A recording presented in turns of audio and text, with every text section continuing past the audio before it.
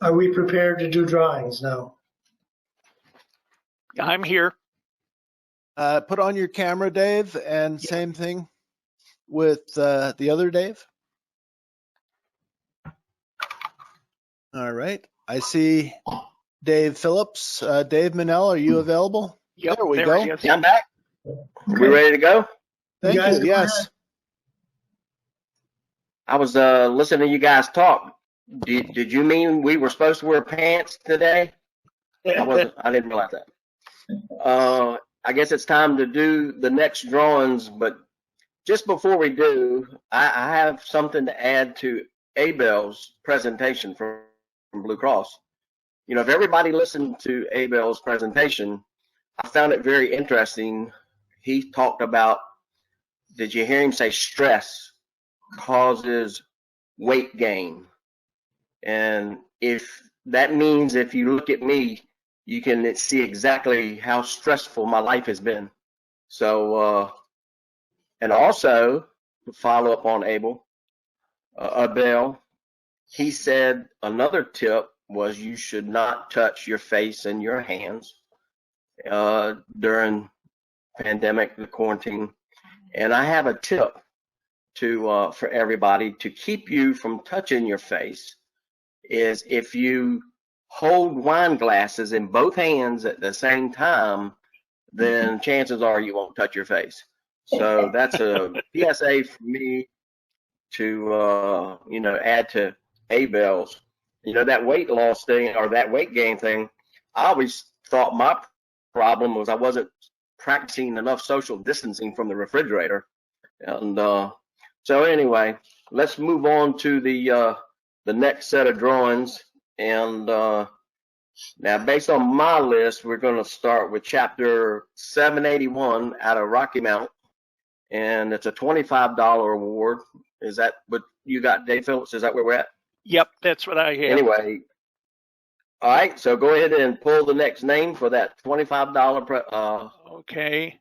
award. Niraj, Kulshreshftha.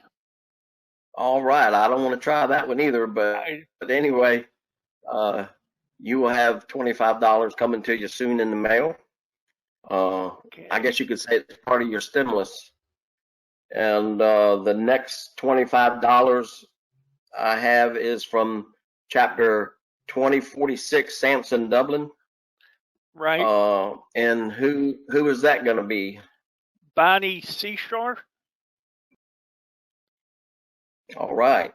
Bonnie, if you said, she's got $25 coming her way. And then the third money award for this time, chapter 2316 out of Stanley County, has offered a $25 presentation. And who's got that, Dave? Ron Buffalo. Oh, never heard of that guy. And so we're going to go ahead and do the next Blue Cross Blue Shield giveaway. My hair looks pretty good. And go ahead and do the next draw for the next Blue Cross. Deborah Gurmak All right. of Got Piedmont to give him time to Trident. get his record keeping down. And then the last drawing will be another Blue Cross Blue Shield award. And who is that?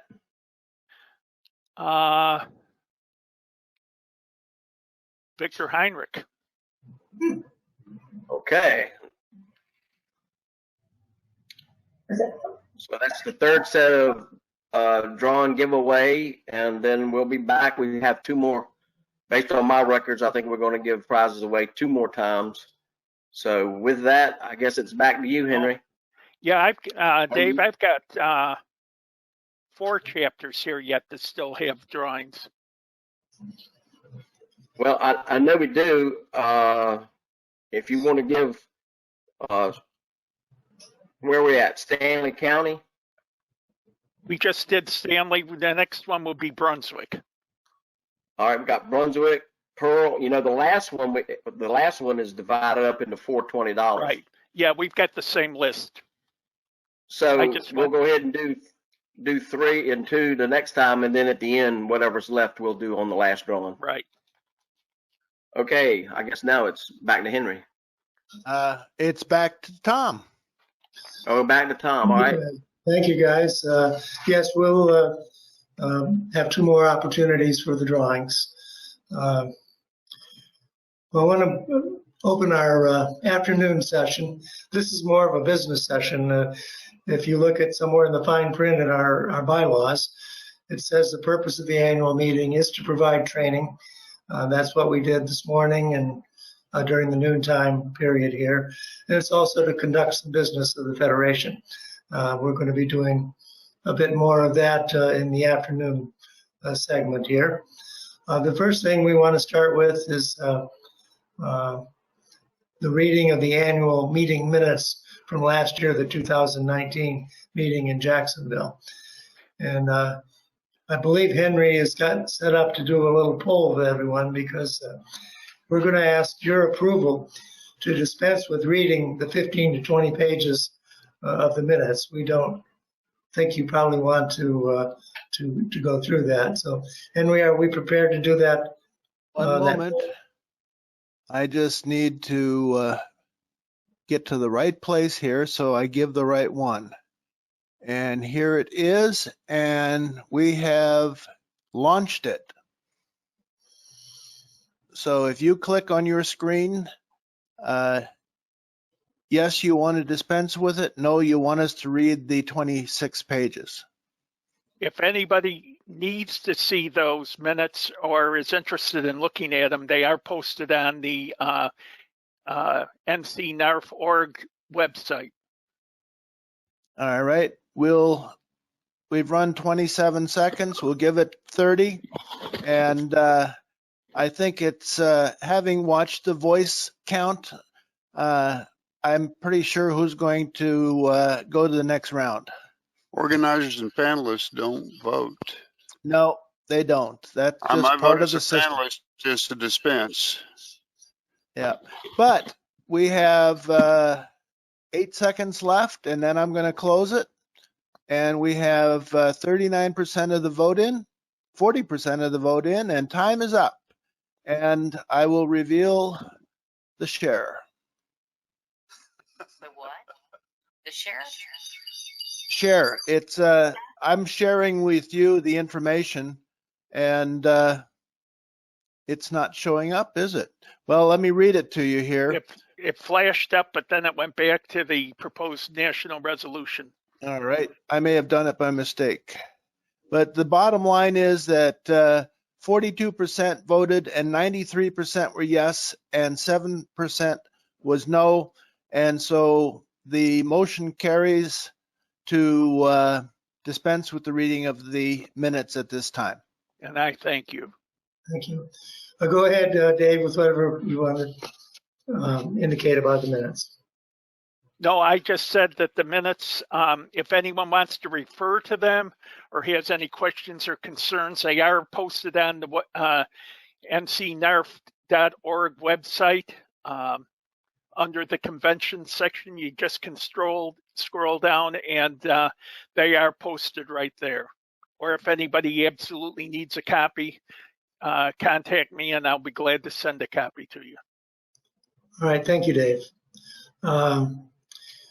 Okay, we're going to proceed now with the Federation Treasurer's Annual Report and then the proposed budget. The budget has already been approved by the board and it will go on the ballot that we'll be talking about a little later. But our treasurer, Sam Crane, is going to walk us through that. Henry, can you bring Sam up? All right. Oh, yeah. I don't, I just see the webinars. Okay, because I do have it up and most of the people are seeing it. If you talk to it, I will point to the stuff on the screen. Okay, wish I could get it back up. I don't know what in. Let me see.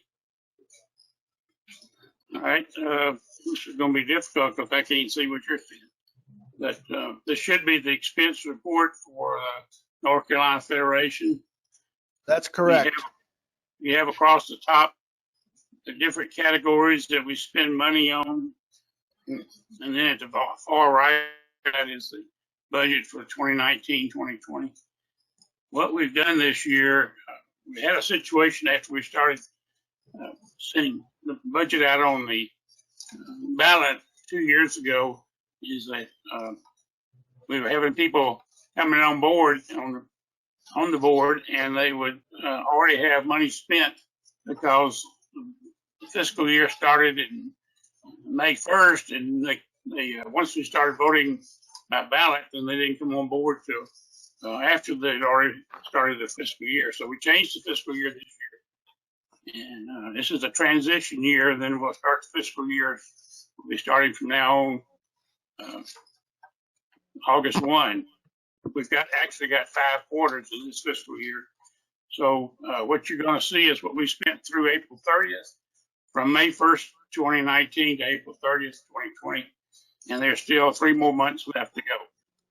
So if you can look across and see that we spend money on to reimburse the different people in the organization that's on the board in different ways, depending on what they need money for, need money to be spent for. And then down to the left-hand side, you can see all the different people that are different positions that we have. I'm wondering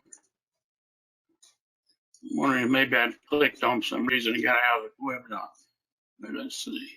We can still hear you, Sam. Okay. If you look at the bottom line, you'll see the totals for each of the different areas. I won't go through all of them, but the budget for this year, including the extra quarter, is $33,000. And so far, we've spent $27,025.44, which means there's still $5,974.56 left for the next 3 months. The bulk of our money is spent. People ask me sometimes, where does the money spent? What is the money spent for? Well, this tells you exactly where the money's spent, and it's all what people turn in for what they want to get reimbursed for. I can guarantee you they do not turn in everything that they need, that they have spent. The board is very frugal on how they spend their money, and there's also ways that we spend money that benefits everybody, because we have the Beacon, which is a newspaper that comes out about once a quarter that we have to pay for. We also have when we do the ballot and teller and ballots that we have to send out for the election, that's pretty expensive, and that's where a bulk of the money is being spent. Okay. In the past, we've always reimbursed the board for their cost of the annual meeting. Of course, this year we're doing it by webinar, and so there won't be hardly any cost at all this year. If you don't have any questions, we can go to the next one, which is the financial report. Hope you got it pulled up. Just 1 second. I have it now. Okay. And it is up. Thank you. This is again is the financial report from 1 May 2019 to April 30th, 2020. And this one shows you how much money we have gotten, income we've gotten through the year so far. The funds that we receive to take care of expenses for the North Carolina Federation comes from national headquarters, sends us 10% of the annual dues that everybody pays, including national only. And then we have a per capita, which is $2.50 per member of each chapter, and that shows you how much we've got there. And then this year we have started, for the first time, we started getting money for ads to go in the Beacon. You notice the last Beacon is quite a bit bigger, and that's because we had so many ads in there. Unfortunately, we've had one chapter closed this year, and we got, the way that works is they pay all their bills, and then they give us the rest of their money that they have in their treasury. So we've received $4,584.96 from the chapter that closed. Now we did receive from Blue Cross Blue Shield the $1,500 donated for the new banners, and Henry's already talked about that. So there's our total income for the year so far, which is $27,735.81. Most in the previous year, the per capita was almost the same as that funds. Unfortunately, in both of those cases, the membership going down has caused us to not receive near the amount of money we used to receive. So that's a really handicap on the budget of not having a whole lot of money to spend. But if you also look down at the expenses, you can see as it was on the other form, all the different areas we spent money. And again, you can look and see where the most money is spent. Like we talked before, the Beacon newspaper is $2,600. The Ballot and Teller runs almost $4,000, $36.97. So we received $27,735.81. We have spent $27,025.44, which means we almost spent as much as we brought in. And one of the things that makes it a little bit higher on the income is receiving those banner money and the closing of that chapter. Otherwise, we would have overspent the money that we received. The balance on hand is right now is $46,786.32, and we have a money market account of $21,032.80. Is any questions on that? That's the end of that story. If we want to, we can go into the budget for next year. Go ahead. Okay, unfortunately, for some reason, I can't see a thing, so I don't know where you are. I have just brought up the proposed budget. Okay. What we do, we call that a proposed budget. Thanks for bringing that in here. Is that a budget is not approved until the membership finally approves it with the ballot. But before that, we start working on the budget in February of the year that was about to close, and it takes till May to get the ballot, get the budget through the process. And the process is that we talk to the people on the Federation board, try to get their input on what they want for the following year. And then we put all that together along with what we've got anticipated income coming in. And so if you look at that form, you'll see that the fiscal year 2019-2020, what our money was, what our budget was. And then the next column shows the actual amount for 430, which is the same thing that was on the previous form. And the balance between those two is on the third column. And then our proposed fiscal year for 2020-2021 is the fourth column. This is what we're actually proposing for the coming year. But you have all the different items. Of course, the funds from closing chapters was just a one-time thing. Hopefully we don't get a lot of that this year. But the 10% funds that comes from headquarters, we proposed last year, we thought we was going to get $24,988. We actually only got so far $15,703. Now we still got 3 more months to come in, so that will go up in the next 3 months. So we're anticipating that we're going to get about $16,000. The funds, per capita funds, we thought we should get 8,000. Again, it went down quite a bit because of some members going from chapters to national only. So we lose 10%, lose the per capita money for those people. But anyway, it's down to $4,868.53. We have got all the money in for per capita for this fiscal year. So that won't be changing. But we're predicting in the proposed budget that we'll have $4,990 next year. Now that per capita money starts in February of each year, and they are supposed to have that money in by the end of February. And unfortunately, it's sometimes slow getting in. But we have got all of it this year.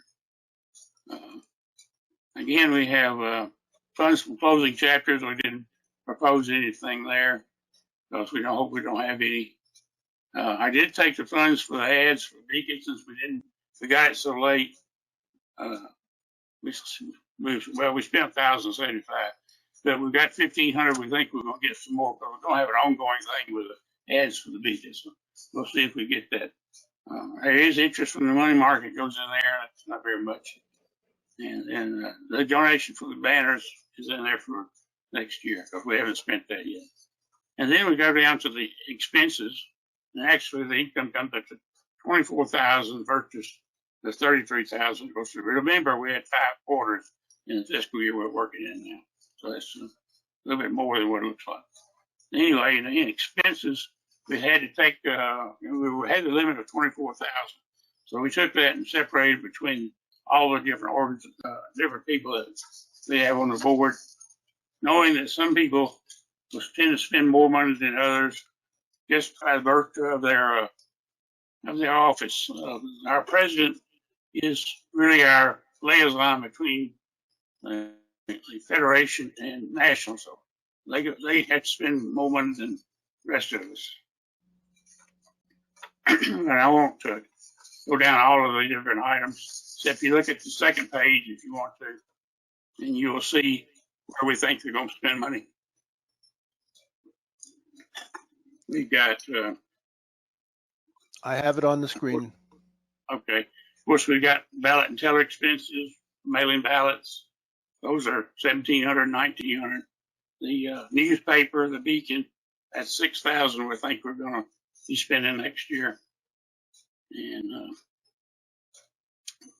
there's one thing that we're trying to do and have done for several years is Ron Burfo talked about incentives.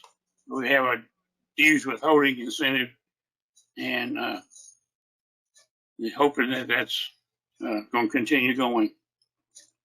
I don't see anything that's really outstanding there than that.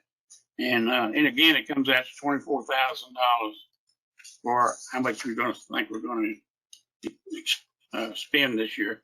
So obviously it balances between 24,000 income and 24,000 expenses.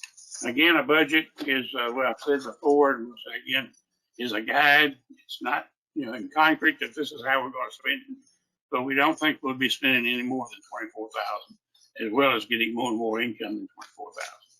So that's the proposed budget for 2020-2021, and I think there'll be a recommendation from the budget committee. Yeah. Dwight, Can you jump in?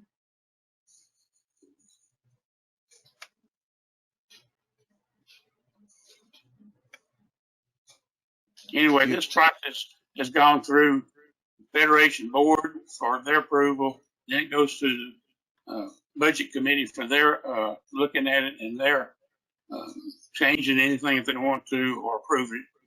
And Dwight is chair of the Budget Committee, and he was supposed to be coming in to make known his recommendation to the Budget Committee. He is here. You there, Dwight? I'm here. Go ahead. Go ahead, Dwight. Can you bring up the letter that we've got that's been submitted to, please? Yeah, I just have to find where I have it hidden. Right there it is. That's not it. No, Nope. that's the minutes. Just bear with me so I can unhide. That's the resolutions. That's the ballot. That's a courtesy email. So, If you want to give it to me, I've got it on my screen. okay, I will do that. Sharing. Change presenter to Dwight Weaver. And I just clicked yes, and you have to accept. They got it? And it's there. Yes, I see it. Letter from the Budget Committee to Tom as the president, with copies to the ballot and teller, to the secretary, and to the treasurer. You can see the committee members who have taken a look at the budget. In this particular case, this year it was done virtually. by email because we didn't have the opportunity to get together in person before the annual meeting to look at it. But those are the members of the committee who have had an opportunity to review and comment on the budget. The Budget Committee has agreed to accept the proposed budget and further to recommend the budget to the North Carolina Federation membership for approval. And the report that we've got authorizes the Ballot and Teller Committee to include the proposed budget for 2021 and on the 2021 ballot for a vote by the membership of the Federation. And this is our report submitted as required. And with that, I'll take questions if there are any from anyone.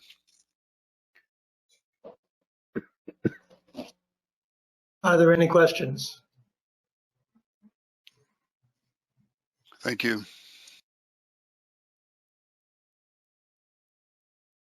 Hearing none, I will take the screen back. Tom? Okay. Next on the agenda is Donna Shackelford for the Alzheimer's update. I'm glad to be here, first of all, North Carolina. I appreciate the invite. I am told that there are possibly some newcomers to the conference or the meeting. And in light of that, I want to give you a little bit of history about Alzheimer's and NARFE.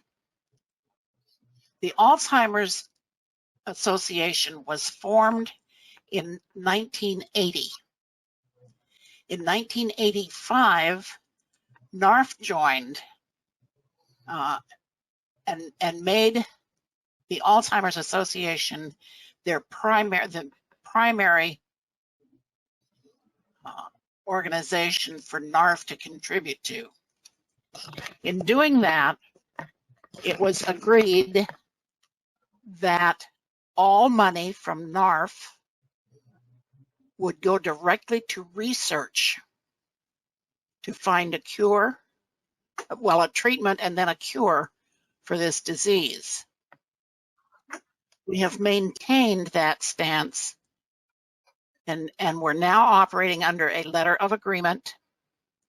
We had a memorandum of agreement previous to this, indicating that every penny that we get NARFE will go to research. When I say we, let's have a definition of we, even though it's a short word. I am the regional coordinator, and there are 9 others like me, so there's 10 regions in NARFE. The 10 of us, along with the NARFE president, and a member from the association, we make up the national committee.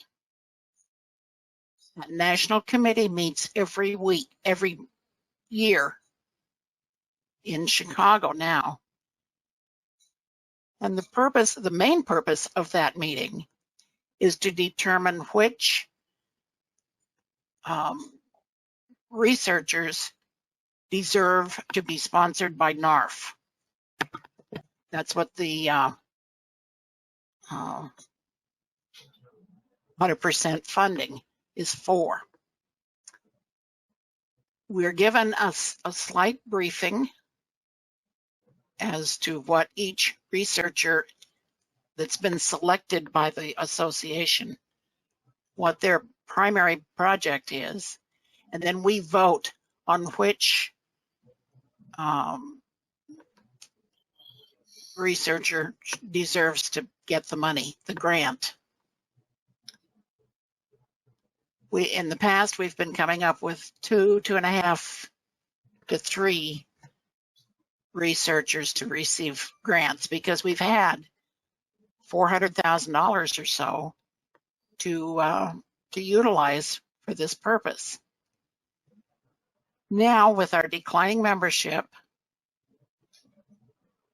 and now, of course, with COVID coming into play, I suspect we'll be a little shorter than $400,000 this year.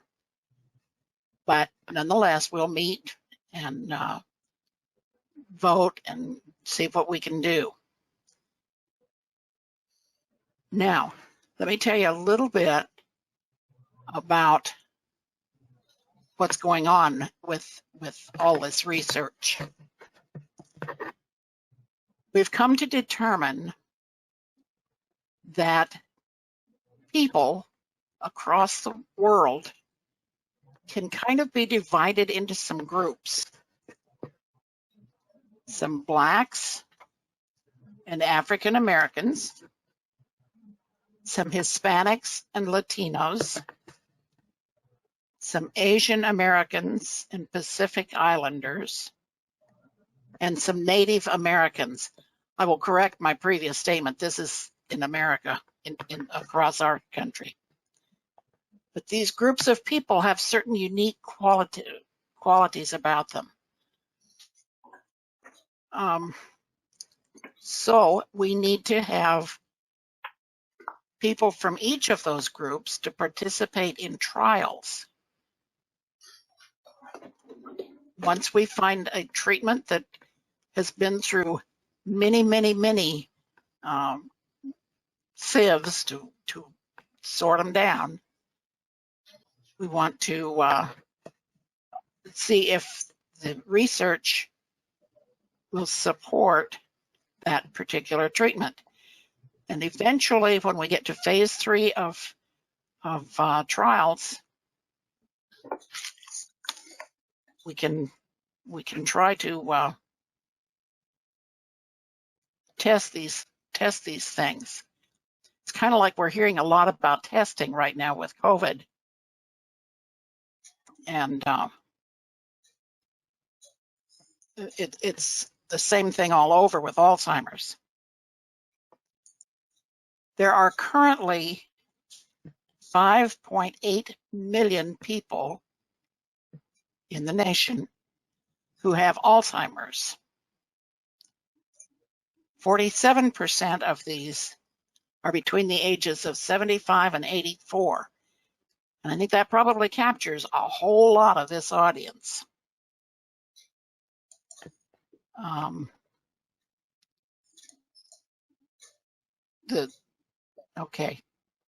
North Carolina, you have 180,000 people right now with the disease, and it is projected that by 2025, you'll have 210,000 people.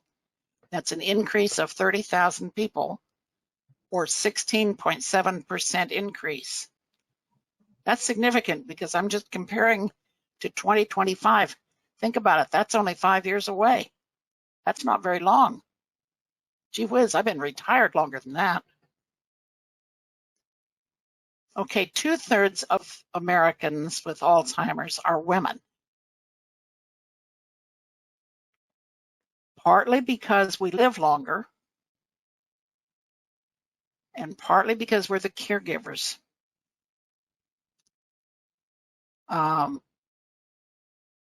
Out of the 5.8 million people, 65 and older, we have 3.6 million that are women, and only 2.2 million are men.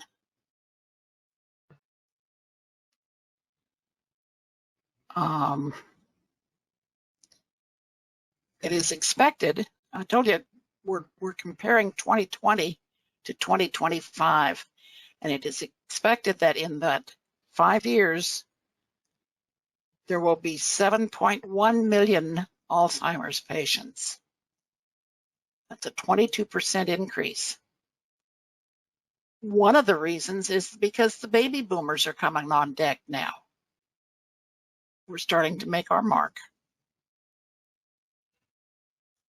1 out of 3 seniors dies with Alzheimer's or other dementia. Now remember, dementia is like an umbrella that covers several diseases. Alzheimer's being about half of that. And other things like Parkinson's, Lewy bodies disease, several other things, several other dementias come into that. In 2018, the number of deaths from all causes of dementia, even as listed on death certificates, is more than twice as high as the number of reported Alzheimer's deaths alone.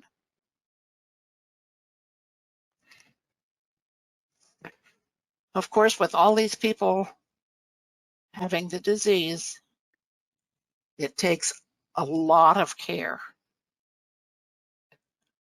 Over $244 billion a year is paid to caregivers.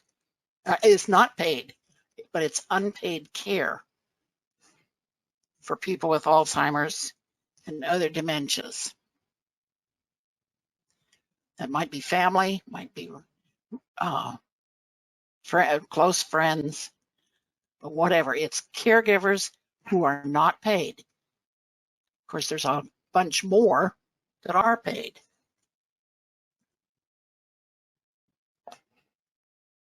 There is an urgency. You can hear it. There is an urgency to find a cure for this disease. At this point, the goal as set by the National Committee, the goal of $14 million by the end of this calendar year, by the end of December, was set in 2018. At this point, we're a little behind that. We are at $13,528,383. So we are basically $450,000 short of our goal, and we only have 7 months to accomplish that. So yes, there is an urgency.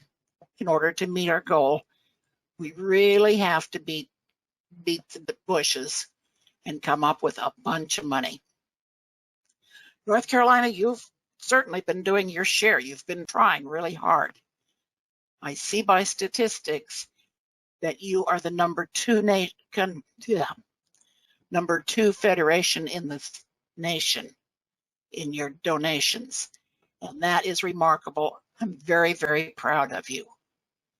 The only state that has beat you, if you didn't guess, is Virginia, where I'm from.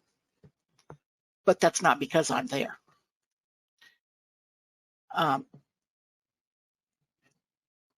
You have, according to the numbers, you have given $12,865 in this fiscal year. Now remember, Alzheimer's operates on a fiscal year, July 1 to June 30. Most of the stats that Vivian and I work with are calendar years, so it's hard to compare. But nonetheless,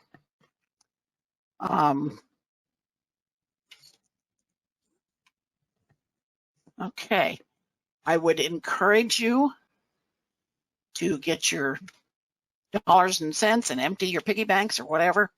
Get that money to Vivian. She is your Federation Alzheimer's chair. She will be glad to forward the money to Chicago, where you can get credited. And her address, for those of you that are new, if you don't happen to have it, is 620 East Cannon Avenue in Albemarle, North Carolina, 28001. If I'm wrong in that, Vivian, please speak up. I'd like for you to chime in here. Okay, so everyone, get your checks out. Make the checks to NARFE, Alzheimer's Research. Put your chapter number on the memo line. Get that money on out. We really need it, and we really need the research to be done. Now, in that regard, NIH does a lot of research for the association. So whenever you have a chance to talk to your congressman, you're certainly welcome to ask them to support any funding to NIH for the purpose of Alzheimer's. Get on that bill and sign off on it.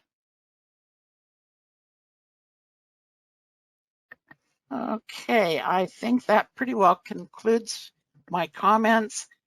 I am willing to take any questions, though, if there are some. Thank you for your time. Are there any questions for Donna? Thank you, Donna. Hey. Your report. Tom, this is Pete Adkoff. And I've got two questions coming in from John Farrell and then another one from Jane Parsons. And Jane wants to know, what is Vivian's last name for mailing a donation? And John Farrell's questions are for Sam.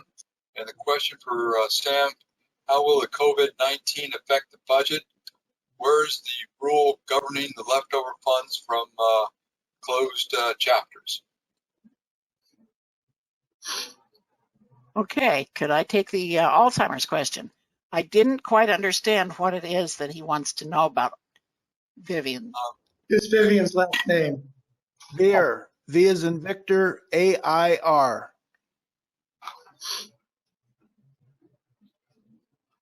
And then the other two questions are for Sam, relating to COVID-19. And I hear Sam on the line, so I'll... So the question was, how does COVID-19 affect the budget? Yes. I don't see how it's going to affect the budget at all. You know, the people that are in chapters probably are not having meetings, but they still have to send in their per capita money, which they did this year, as always.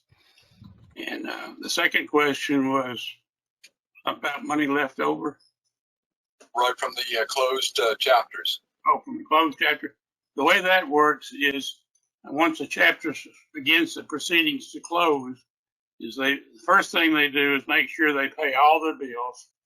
And of course, they have meetings prior to that with the members to decide on what they were going to do. If they've got members that are transferring to another chapter, then their chapter dues is transferred to the chapter that's gaining them. And that's usually done by the treasurer before he closes the chapter. And then the remaining money that's left over after he's paid all the bills and he's transferred the money to the chapters that are getting new members or transferred members, and then it comes to the federation. And that's what you saw on the report, was how much was left that they had left over after they paid their bills. I think this fellow was asking where the actual rule is located that spells out how this is all done.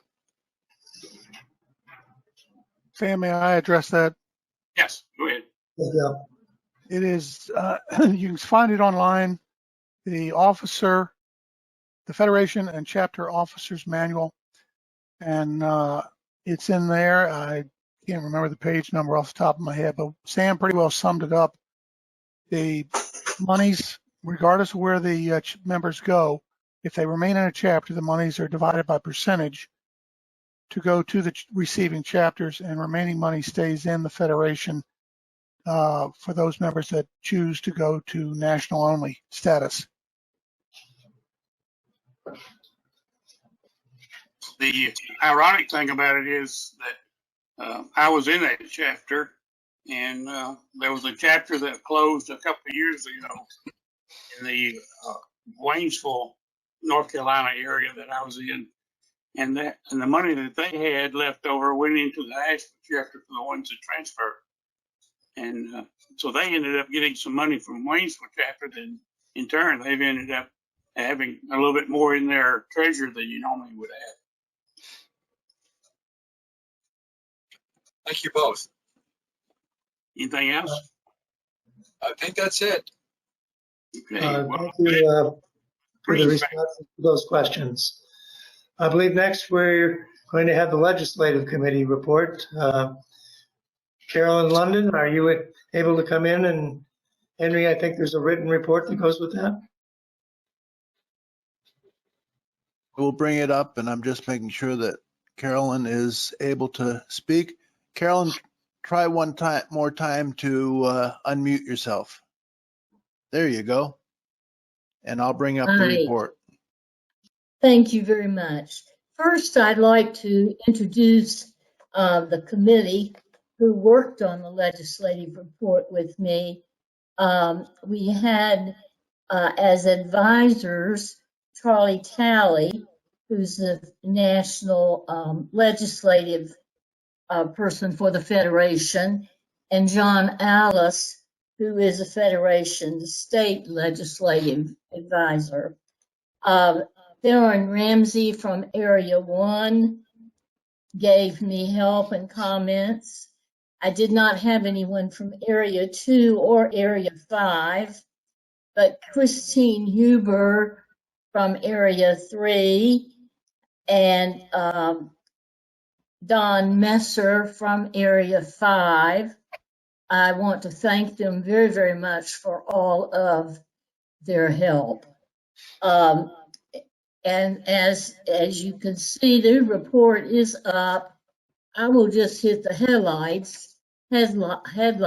I don't think you want to hear the whole thing, but it too will be posted on the NARFE website for North Carolina.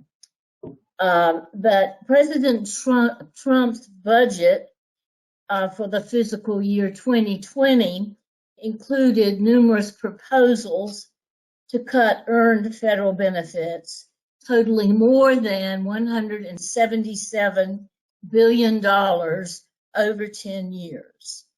NARFE's steadfast dedication to defending the interests of federal retirees and employees resulted in several huge legislative accomplishments.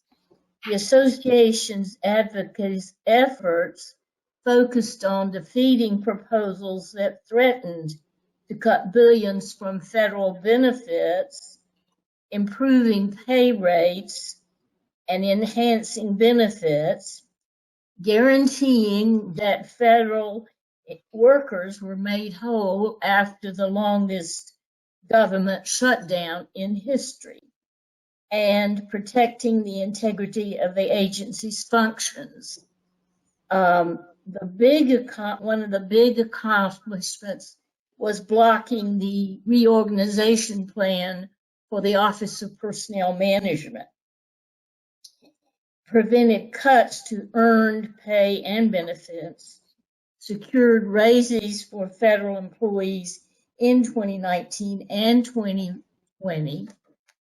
It also paid parental leave for federal employees and secured guaranteed payment for the back pay for the furloughed employees. And so our committee supports and recommends the advocacy program, which is, as outlined, protecting federal and postal existing retirement and health benefits.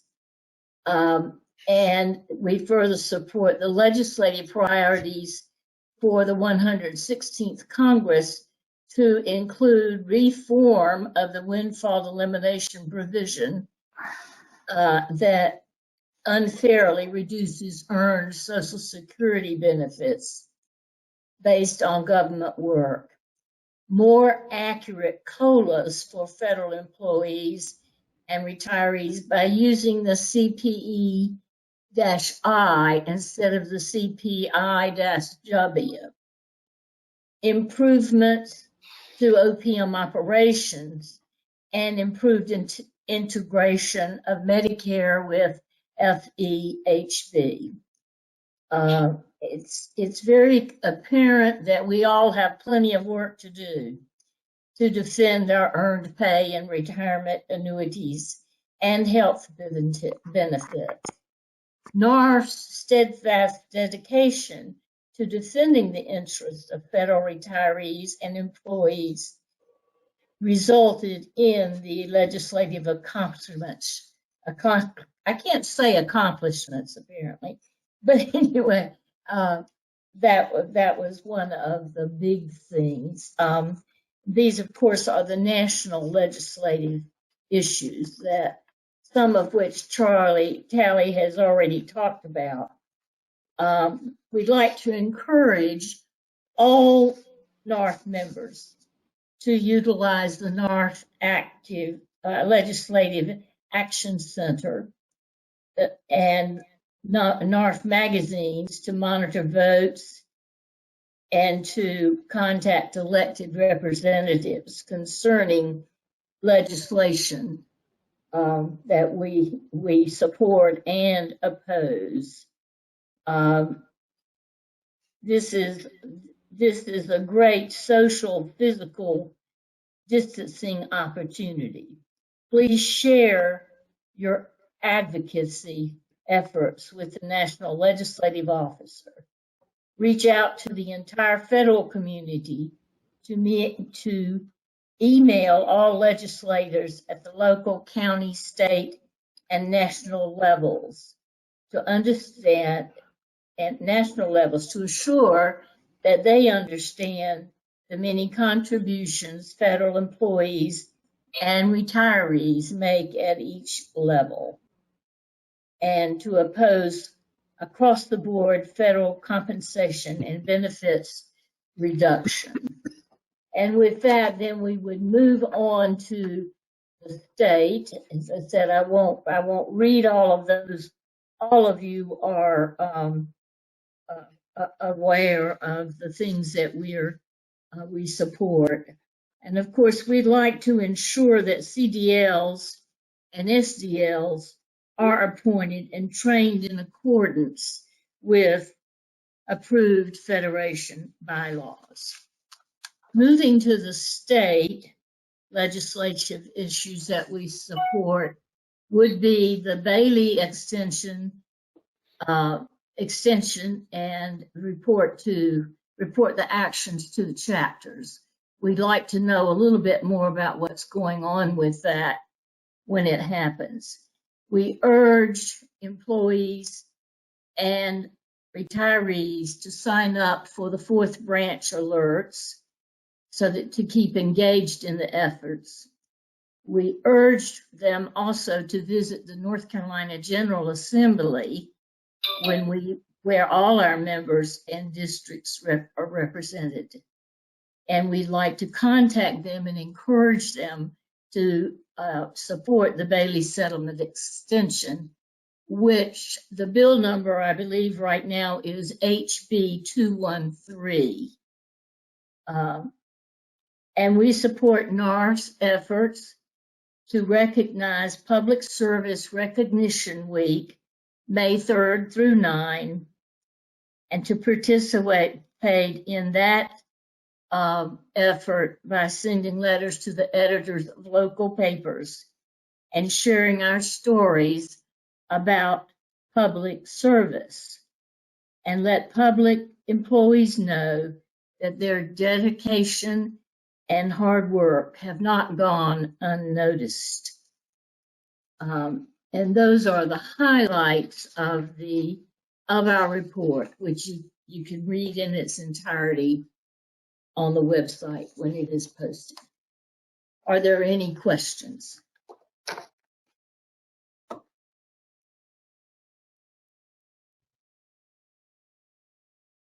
I guess not. That means everybody knows all of these goals and objectives already and will support them, I hope. Thank you very much. Thank you, Carolyn. Gotten to the point where we're on already, we're a little bit ahead of schedule and we'll be coming up on a break, but I'm wondering if Robert Allen's available, that we might go ahead and do the national bylaws. Yeah, Tom, I'm ready if you are. Henry, are you able to bring up the documents that? He doesn't need to bring them up, Tom. Okay. I do have them up. I have them here if you need them. Okay. Okay. Okay, go ahead, Robert. Okay.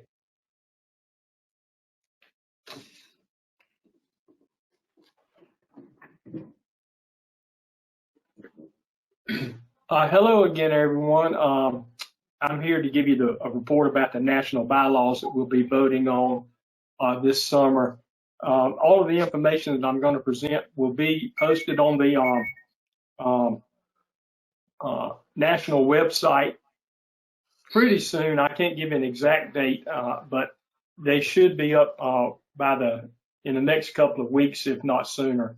And you'll be able to find all this information on the National NARFE website. First of all, let me tell you a little bit about the committee itself. The committee comprises 5 members. I'm the chair.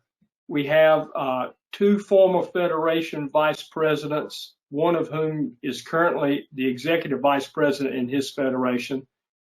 We have a current Federation president as a member, and we have a recent regional vice president. So there are 5 members, all of whom have had a lot of experience in NARFE. One of our members has been a NARFE member for almost 30 years. So you can see that there's a lot of background that goes into all the bylaws, work that the Bylaws and Resolutions Committee does. Let me just read you a little bit about what our responsibilities are. The committee is responsible for assessing and making recommendations regarding proposed bylaws and standing rules amendments and resolutions, which will go on a ballot for a vote by the membership. You know that bylaws must be voted on by members before the bylaws can be changed. In addition, for the first time this year, the committee has been able to submit its own bylaws, amendments, and resolutions. Previously, we weren't able to do that, but a couple of years ago, we were granted that authority to do so. But we're allowed to, the committee can propose amendments and edit, combine, substitute, reject, or rule out of order all the submissions that come in. For the first time this year, a proposer whose submission had been rejected or ruled out of order by the committee was allowed to appeal to the National Executive Board that recommendation by the committee, and the NEB would rule whether that item would actually go on the ballot or not. And it required a 2/3 vote by the NEB, whose vote was final. The charge was to consider all of the submitted bylaws and amendments and standing rules amendments and resolutions that came in for the ballot vote in 2020. That ballot vote will occur, as we mentioned earlier this morning, it will be in August, along with the elections for the national offices and regional vice presidents. It will appear in the August magazine. It will also be online. I think the vote is sometime in July, toward the end of the month, probably. The committee met online from January through March of this year. We were supported by the NARFE parliamentarian, who does a heck of a job, I have to say, in keeping us straight. We reviewed a total of 29 submissions, which included 21 bylaws amendments, 5 standing rules amendments, and 3 resolutions. The committee approved 21 submissions for the ballot, and we ruled 4 out of order. A proposal was ruled out of order if there were conflicts within the proposal itself that conflicted with other parts of the bylaws that were not reconciled. So that's how they were ruled out of order. The committee also took 3 amendments that came in and rolled them into 1 amendment that you'll see on there. And the proposers of 2 amendments withdrew their submissions. So that gave us a total of 21 items for the ballot for this year. So let me just talk about those 21 items for just a minute. The committee recommended 12 for adoption and 9 for rejection. and the NEB overruled one appeal of an out of order decision of the committee. So that one is not going to be on the ballot. So we have 21 ballot items that will appear to be voted on. Let me tell you, I'm not going to talk about all of them because all of this information I'm providing to you will be on the national website, and you can look at it more in depth later when it is posted to get a more complete understanding of what's going on.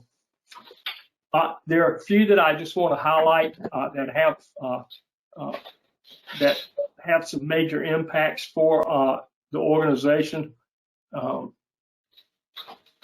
One that's of particular interest to federations is that there is one that the committee has recommended adoption for, is that will allow federations to merge. Currently, federations, our bylaws do not allow federations to merge, but because we have 2 federations up in the northeast part of the country who have talked about merging, the bylaws didn't require it. So now we're asking the members to allow federations to merge as needed. Lots of times federations are in such dire situations, straits financially or otherwise, that they can't sustain themselves as single units. So in a lot of cases, it makes sense to allow federations to merge. We also have recommended for adoption a change to the terms, the term limits of the National Secretary Treasurer. Heretofore, it was for 2 consecutive 2-year terms, but now we're going to allow that.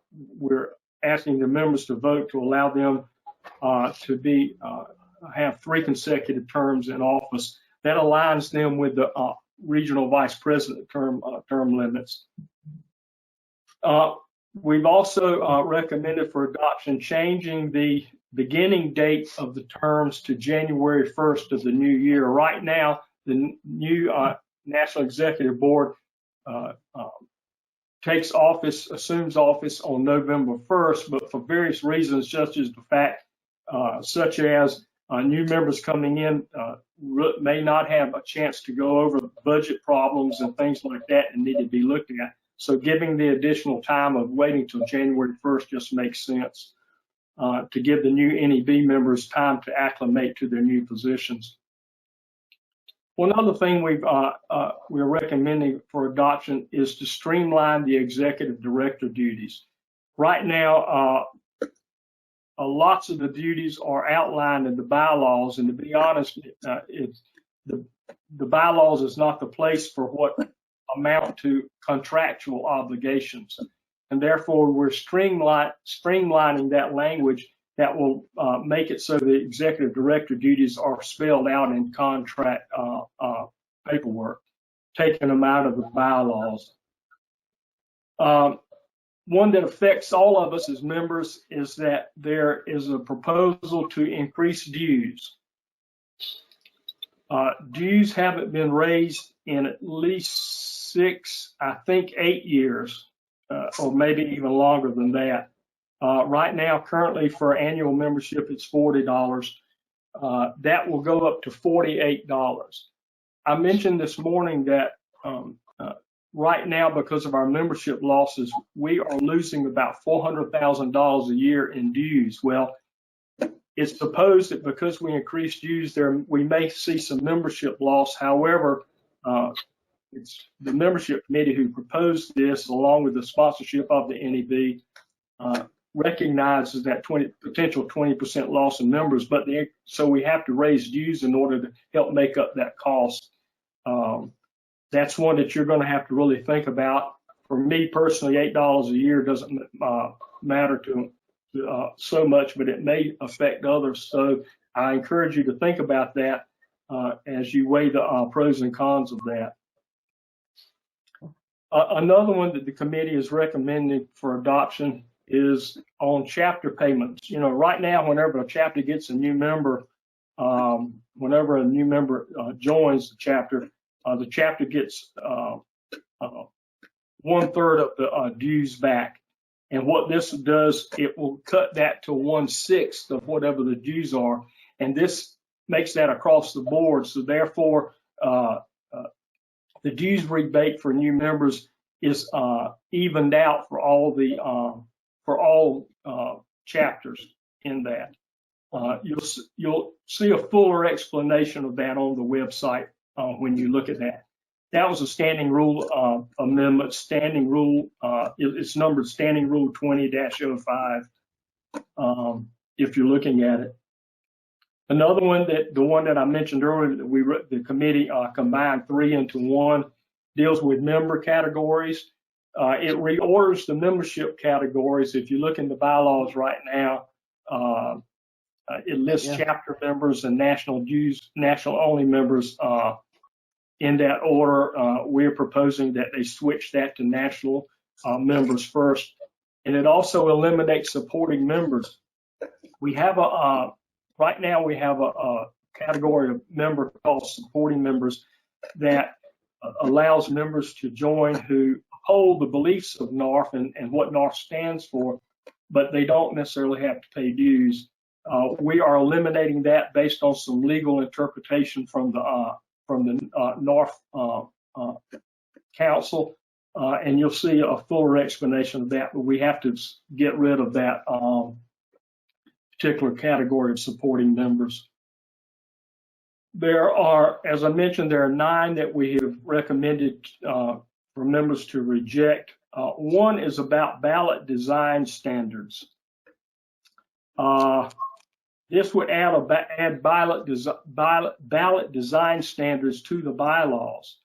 The reason we're basically asking that to be rejected is that's really a policy issue, and we have a ballot oversight committee who has the authority to make that ballot current to whatever proposals and whoever's being elected to put on there. So we are Robert. Yes. Sorry. No, Okay. go ahead. Oh, okay. So we're asking you to reject that. It's not needed in the bylaws as a standard, and you'll see why if you look at that in more detail.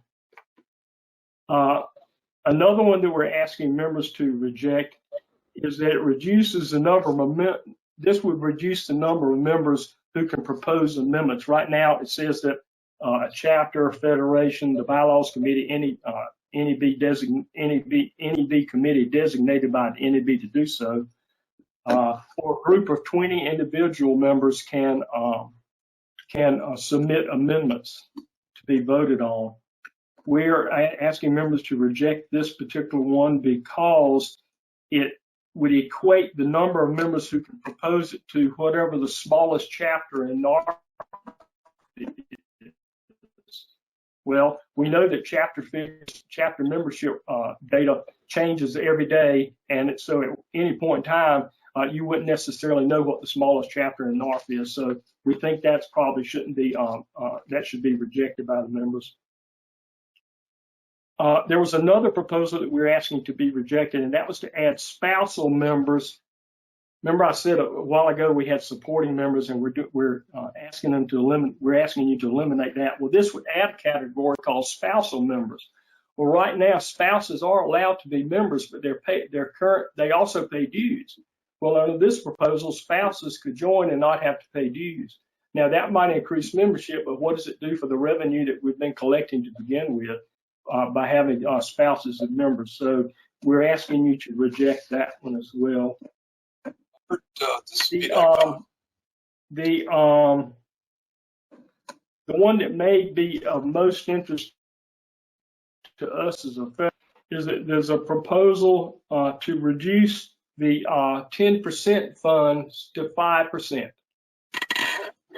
with the caveat that National would pay for the Federation presidents to go to FedCon, to LegCon, and any other national meetings, the joint NEB Federation Presidents meeting. The problem with that is even if you added all of that money up, that would nowhere total that reduction of 5% to Federation operational funds. Just based on my experience here in North Carolina on the board, to see a 5% reduction, I think would really cause us some damage. I think the budget that Sam has shown you shows a reduction already just based on decreased per capita and even in the 10% funds we have now. So having a 5% reduction, I don't think is good for any federation, to be honest with you. I know we have to all tighten our belts, but I'm not sure this is one of them. And you'll see a more detailed explanation of that on the website. Robert, Wilma Geiser has a question for you. Yeah, go ahead. She needs to unmute herself here. Let's see. Okay. There we go. All right. Robert, I put this question there about an hour ago, and I guess it's just getting to me. I'm just curious, how many national-only members are participating in this webinar today? I don't know. I think maybe 20. I don't know. Okay, that's fine. The last Robert, count was about 25. It's a start. And kudos to all of you. Great. Yeah. Thank you. Sorry, I thought this was related to what Robert there are a couple other interesting ones too that we're asking you to reject, and they're resolutions. One is to eliminate the whip. Well, okay, we're all for the whip. I got that. The problem with this is that the committee took this to the advocacy committee at headquarters, who came back and told us that, well, we already have a legislative program that will include eliminating the whip. And, we were able, I think a year or so ago, there was a proposal where the whip would it wouldn't be eliminated entirely, but we would get like a $50 or $100 back for those members who would qualify. So that's about the only progress we've ever made. Well, we're all for eliminating the whip, but we already have that in NARFE's legislative agenda, so we don't think that needs to be adopted at this point, given the circumstances as they are. And another one is to support legislation to increase Social Security. Well, I think for all the Social Security recipients, well, we're all in favor of that. However, the Advocacy Committee basically said that this is telling the NARFE to actually take action, and the committee can't do, the membership cannot direct NARFE to support specific legislation without regard to other programs, provisions of the advocacy program. And we got the advice of that from the advocacy committee as well. So we're asking you to reject those particular resolutions. There are some other ones that I'm not going to talk about just in the subject of time here, but I'd be happy to answer any questions at the end of this. The full text, as I mentioned, of all of this will be on the website here shortly, I hope. I don't know exactly when. Voting does take place in August of this year by paper. You'll see the ballot in the August magazine, or you can vote online starting in July sometime. The voting closes at 11:59 p.m. August 31st.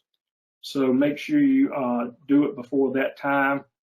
The ballot will ask members to vote on each bylaws and standing rules amendment and resolution individually. There will not be one on there like it was, I think, 2 years ago or last year during the referendum, where you could adopt all or reject all. There won't be that this year at all. You'll be voting on them individually. And members may choose not to vote on a particular item with no penalty. You don't have to. You're not required to vote on each individual item. So I would just ask you to make sure you vote, review the data, make an informed decision, talk to your other chapter members, talk to your neighbors who are members as well. Look at all the articles you can see about it, either in the Beacon, for instance, or online, so you can make an informed decision, because an informed electorate is really what keeps the the organization going strong. So I would encourage you to vote. I would be glad to take any questions at this time or even later. You can always email me at retiredrobertallen@gmail.com. Thank you. Well, thank you, Robert. Very informative. All right, I think I would like to go ahead now and have the break that we scheduled. So we're still running ahead a little bit. We may finish today a little earlier. I don't think that would be a real problem if we were able to do that.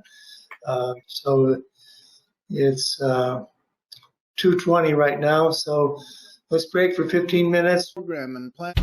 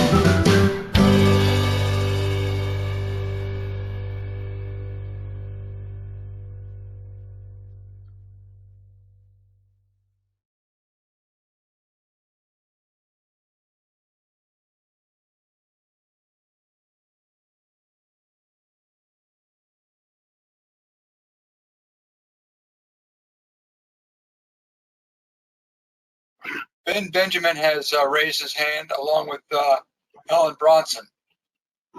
Okay. Go ahead and recognize them.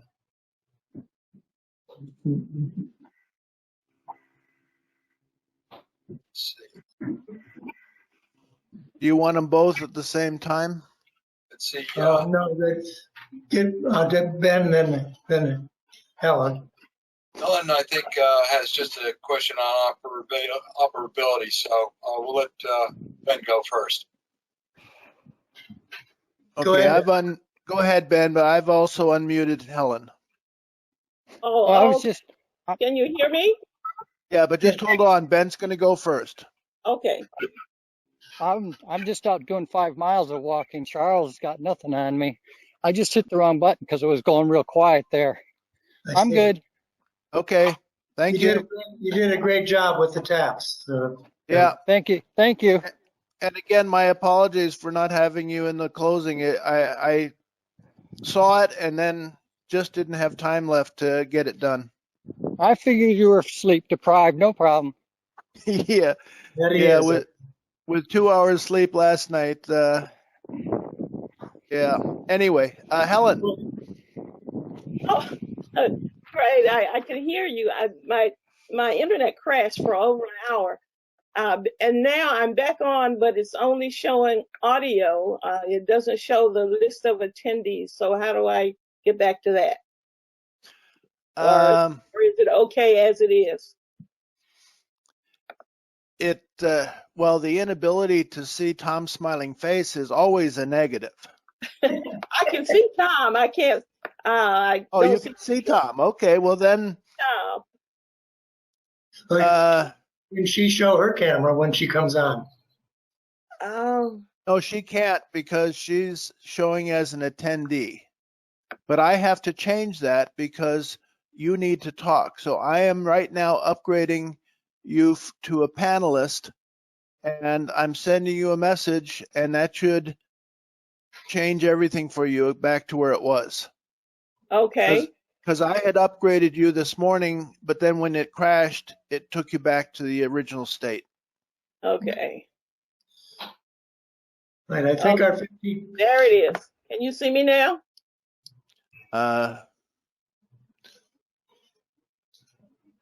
I'm not seeing you at this point, but I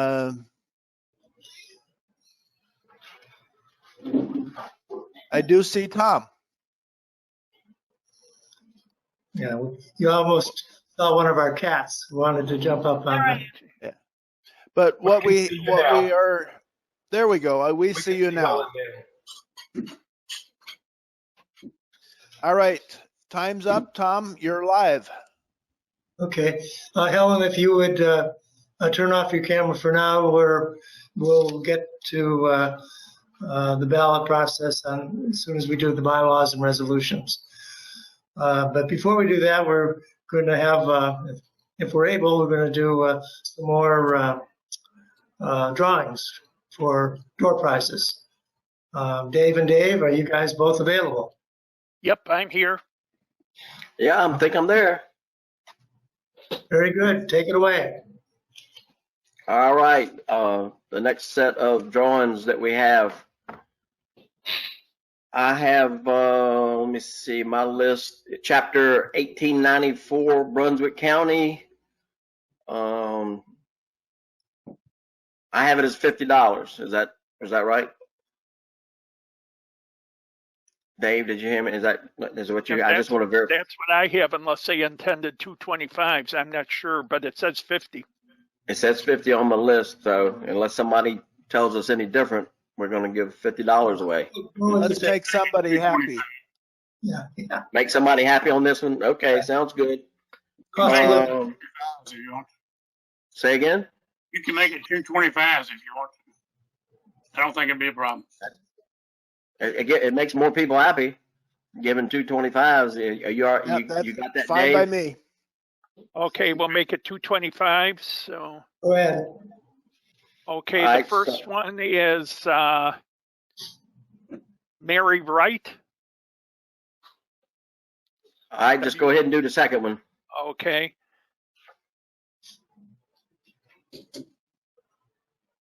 And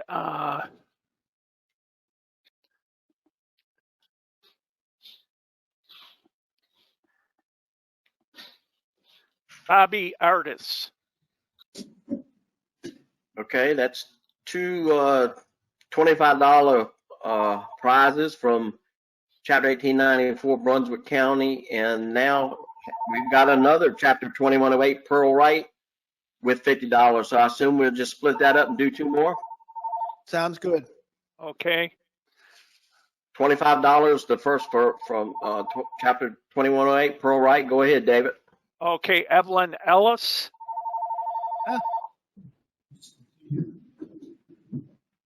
And the second one would be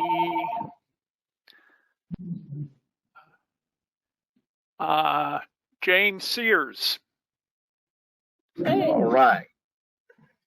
So based on my records, we're gonna give away prizes one more time, and we should have either 5 or 6. Washington Chapter 804 also did $50. So if we're gonna split that up into 2, and then Charlotte did 4. So the last drawing will consist of 6 money prizes and 2. All right, we still need to give away the 2 Blue Cross Blue Shield, right? Right. Yes. Go ahead and draw 2 more for the Blue Cross Blue Shield. This one goes to Carolyn Bronson.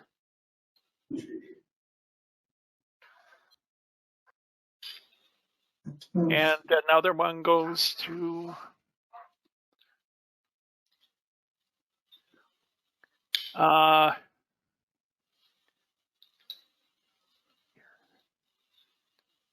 David Clapp.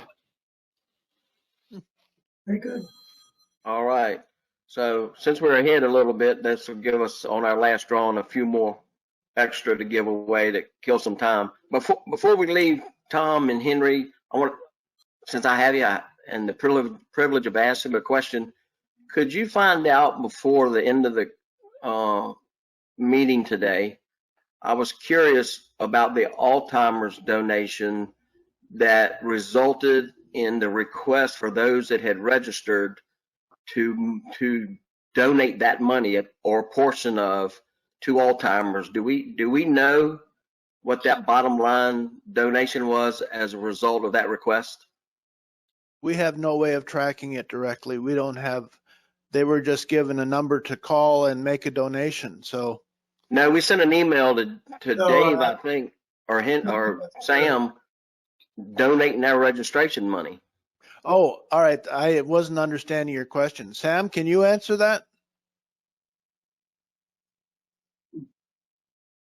Give me a minute. I'm looking at it. Oh, here it is. Let's see. No, it's just not it. Wait a minute. I just thought it'd be. There was at least one where that nice happened.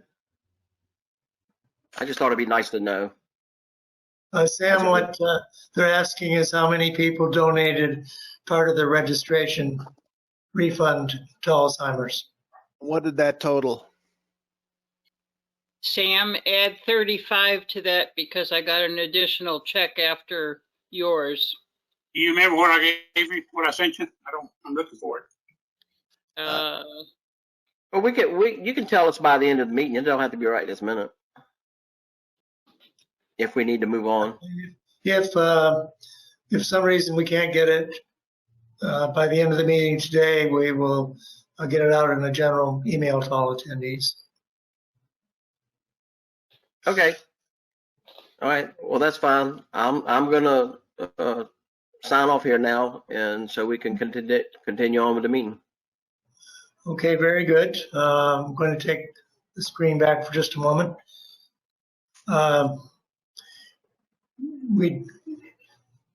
In previous in-person meetings, we've always had registration reports. We didn't do this time, partly because we know we really have a pretty packed day. But I think, as I mentioned this morning, we had around 135 people that had signed up, and I believe we've had as many as 89 or 90 on today. It's looking like we still have 82 attendees. So that's very, very good. And we're very, very pleased to see that. And again, at least of those signing up, approximately 25 were national only members. And I believe three or four were current active federal employees. So we're really glad to have seen that. Henry, can you say a little bit about the survey that we're going to do? Before I turn it over to you, in addition to being the Federation Service Officer, my wife Cheryl is chair of the Courtesy Committee. And traditionally at our annual meetings, Courtesy Committee has given out a survey to ask attendees to fill out about what worked and what didn't work at the meeting and so forth. Some of the things were on the list weren't so relevant for this, such as how was the parking? Did you enjoy the banquet? We hope you enjoyed your lunch, that you picked what you enjoyed. But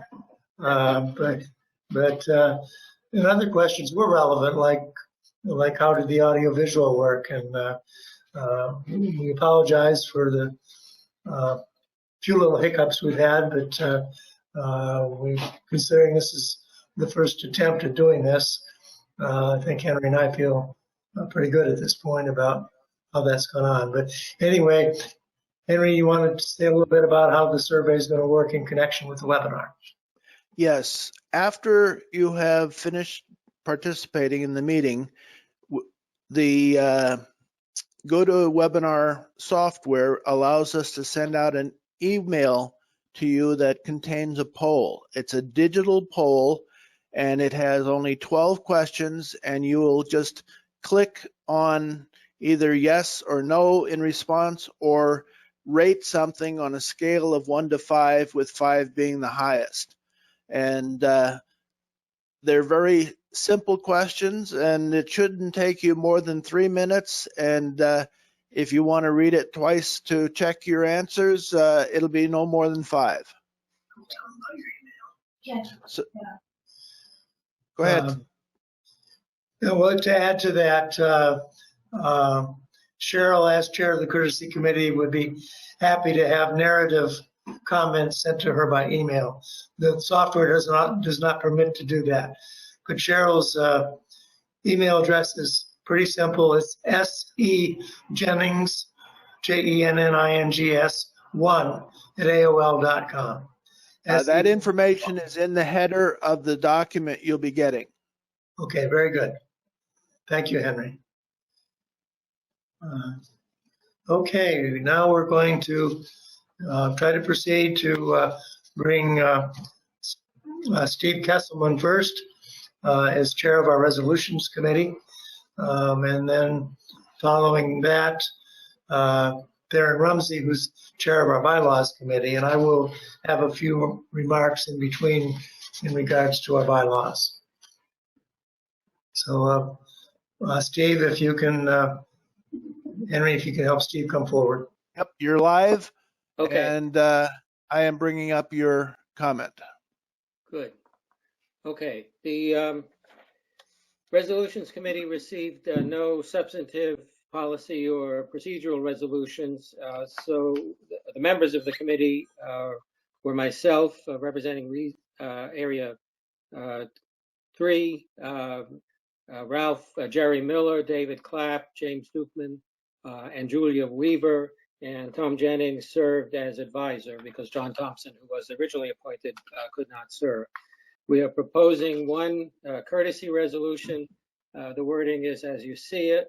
Whereas the Federation's Officers Board, Annual Meeting, Planning Committee, and Area Host Committees worked diligently and imaginatively to put together the 3rd annual meeting of the North Carolina Federation of NARFE 2020, originally to be held in Hickory. And whereas the pandemic caused the physical meeting to be canceled and replaced by an online meeting for all members. And whereas the Federation's leaders and the volunteers and staff who manage digital access were able, under emergency conditions, to transform the meeting into a successful and stimulating webinar in which all members could freely and effectively participate remotely.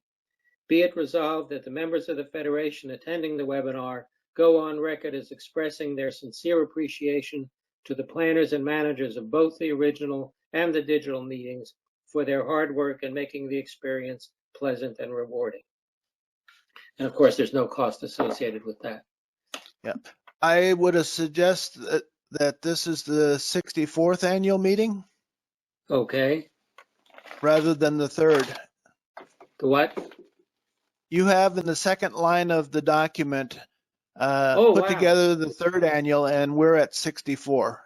Okay. Unless well, I missed something. Substituting, it was the 3rd meeting, but the 64th meeting and convention. No. That's fine. Okay, 64. I guess it's the 3rd annual meeting, but the previous conventions are enumerated as part of the ongoing series.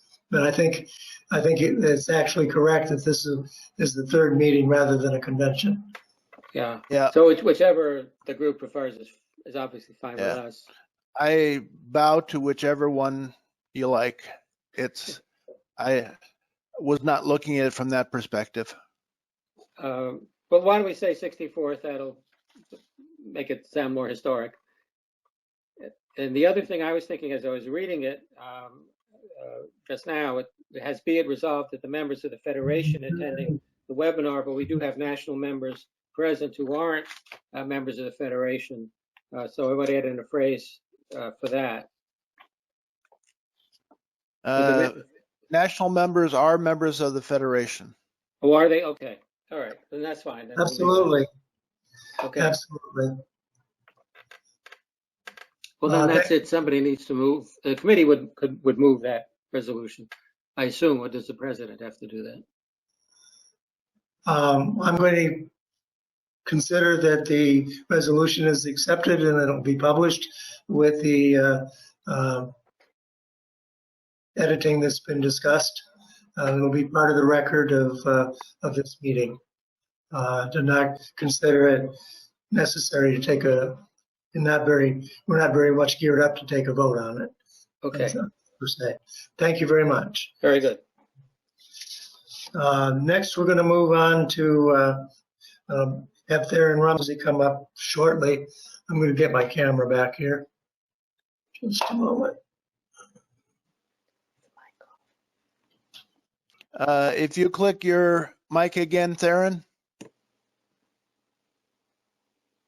Could you click mic off? You're on. Yeah, I'll click yours off. And Theron, you're good. But Theron, I'm going to make a few remarks and I'll turn it over to you. Okay. At the end of our meeting in Jacksonville last year, and on the ballot afterwards, there were several bylaw changes that were made and approved by the membership on the ballot and went into NARFE headquarters. After that happened, our National Secretary Treasurer, Catherine Hensley, at the time of the Federation President's meeting, published some new standards and expectations for bylaws and for how they would be written and so forth. And it was her interpretation that some of what we submitted was not did not meet with those expectations. So we were kind of at an impasse. The membership last year, you all voted on the ballot to approve them. We could not make changes on our own, even if it was just wording changes. We don't have the authority to do that. So this is all contained in the minutes, as well as I think most of it I discussed in my articles in the Beacon. But the board directed me to write a letter to NARFE headquarters, to the national president, requesting assistance in resolving this impasse. I received shortly thereafter a phone call from Secretary Treasurer Catherine Hensley. We had a very positive, cordial conversation. She asked if I would agree on behalf of the Federation to work out some of the changes and address her concerns. She would go ahead and approve the bylaws as they were submitted. And I agreed to that, and by I think the end of the day, I had an electronic approval and a hard copy came several days later by certified mail. As an upshot of that, we decided to propose a meeting in headquarters with Catherine Hensley. Henry Bratley was able to go up to Alexandria personally, and Robert Allen and I participated by GoToMeeting. And we addressed a number of these concerns. We were able to make some changes in our policy and procedure manual that dealt with certain things and resolved the issue. But there were several wording things that that she proposed that we feel make sense. And these are the, I think, 4 bylaw changes that Theron is going to talk about. And I want to request the memberships to really give consideration to approving these on the ballot. I personally think they are reasonable and positive in nature. And with that, I'm going to turn it over to Theron.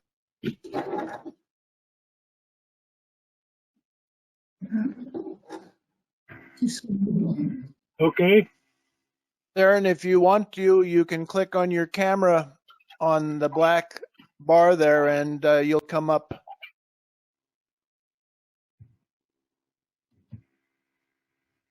Let me see if I can do it for you. Yeah, I clicked and nothing happened. All right. You should have gotten an inquiry There now. we go. Okay. I'm not sure you want to see that picture, but there it is. Let me go ahead and finish the report. I'd like to thank the committee members that were on the bylaws committee.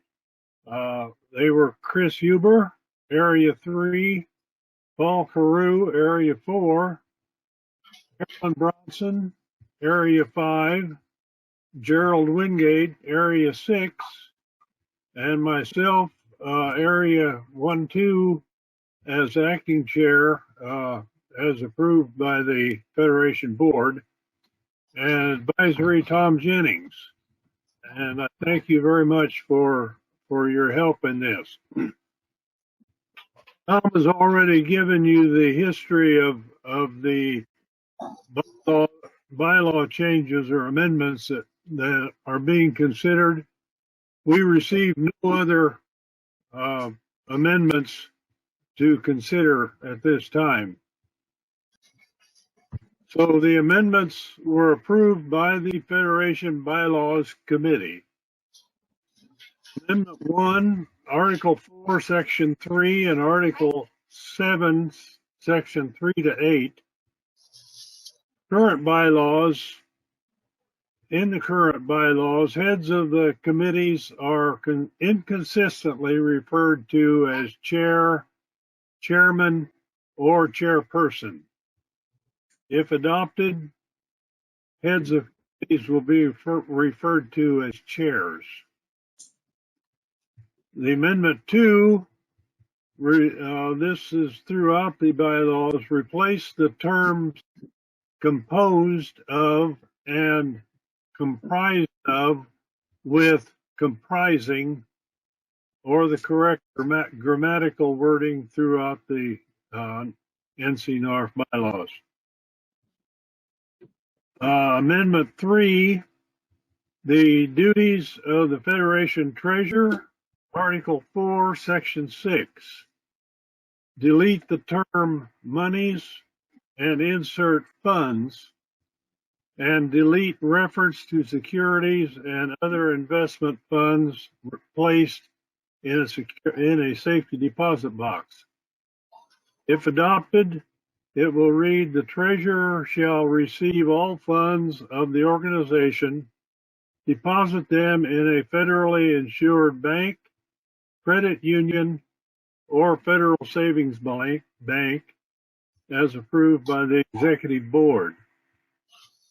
And the Fourth Amendment is clarification of language in Article 9, parliamentary authority.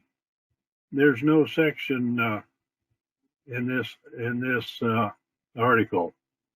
Delete third and fourth lines and substitute the language from Article 1 of national bylaws. So if adopted, the rules contained in the current edition of Robert's Rules of Order, newly revised, shall be the Federation in all cases in which they are not inconsistent with the National Active and Retired Federal Employees Association Articles of Incorporation, the national bylaws, NC Federation bylaws, or any special rules of the Federation may adopt. That ends my report, and I again want to thank the committee, and I appreciate being involved in this meeting. Back to you, Tom. Thank you, Theron, for your report. Are there any questions coming forward about the proposed bylaw changes?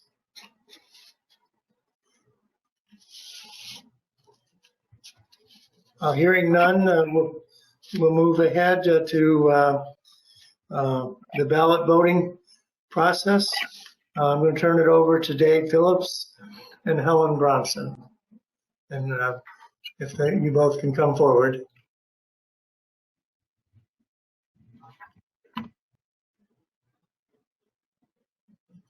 I'm seeing you both. Go ahead.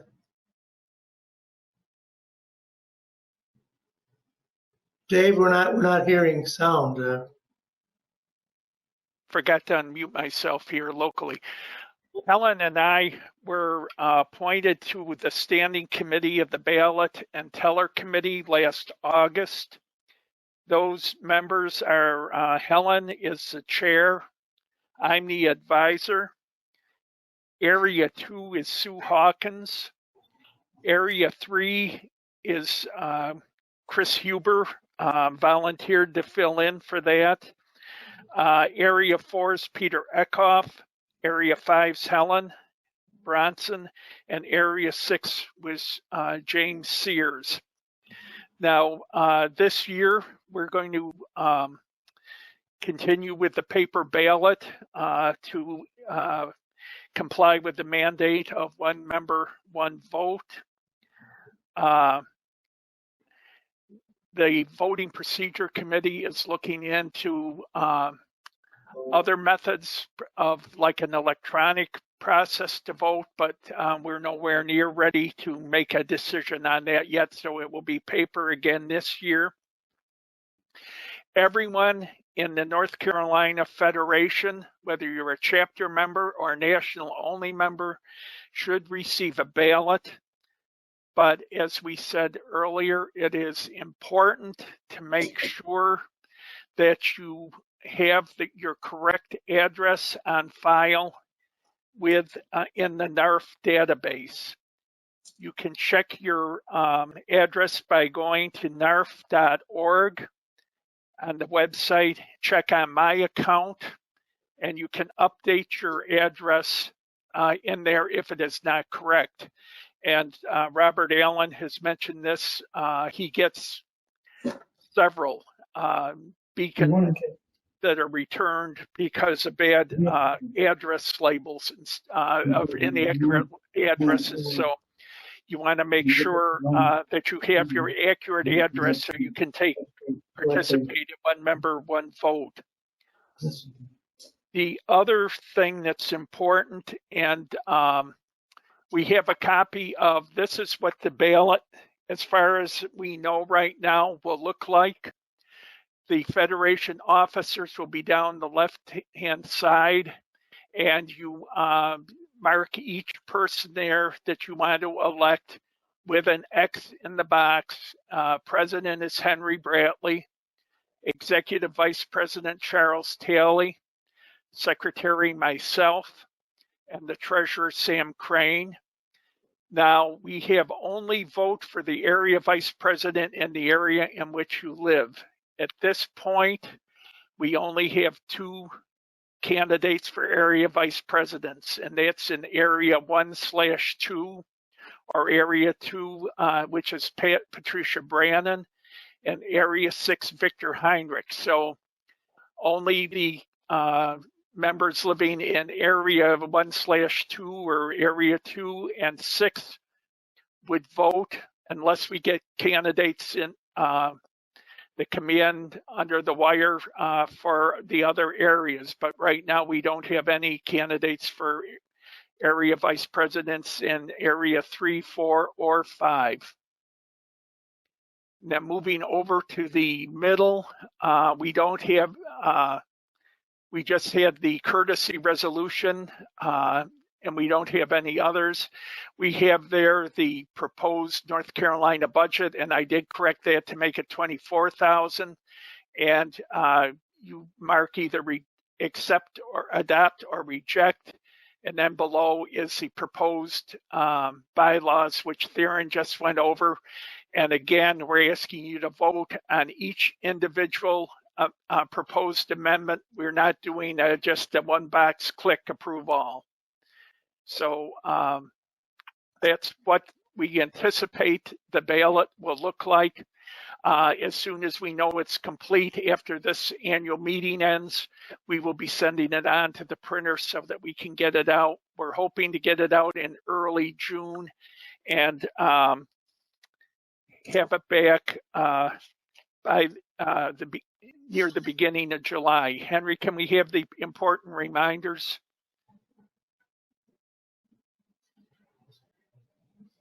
Before we go to the important reminders, just want to remind people to please only choose one option. Well, really, there's, I guess the question is mute. I'm sorry, go ahead. No, that's a good point. The important thing we want on the reminders is under the instructions, there's a line that you must sign your name. If you don't sign your name on the ballot, it will be considered an invalid ballot and will not be counted. That you have to have your signature at the top. It's right underneath the instruction section on the ballot.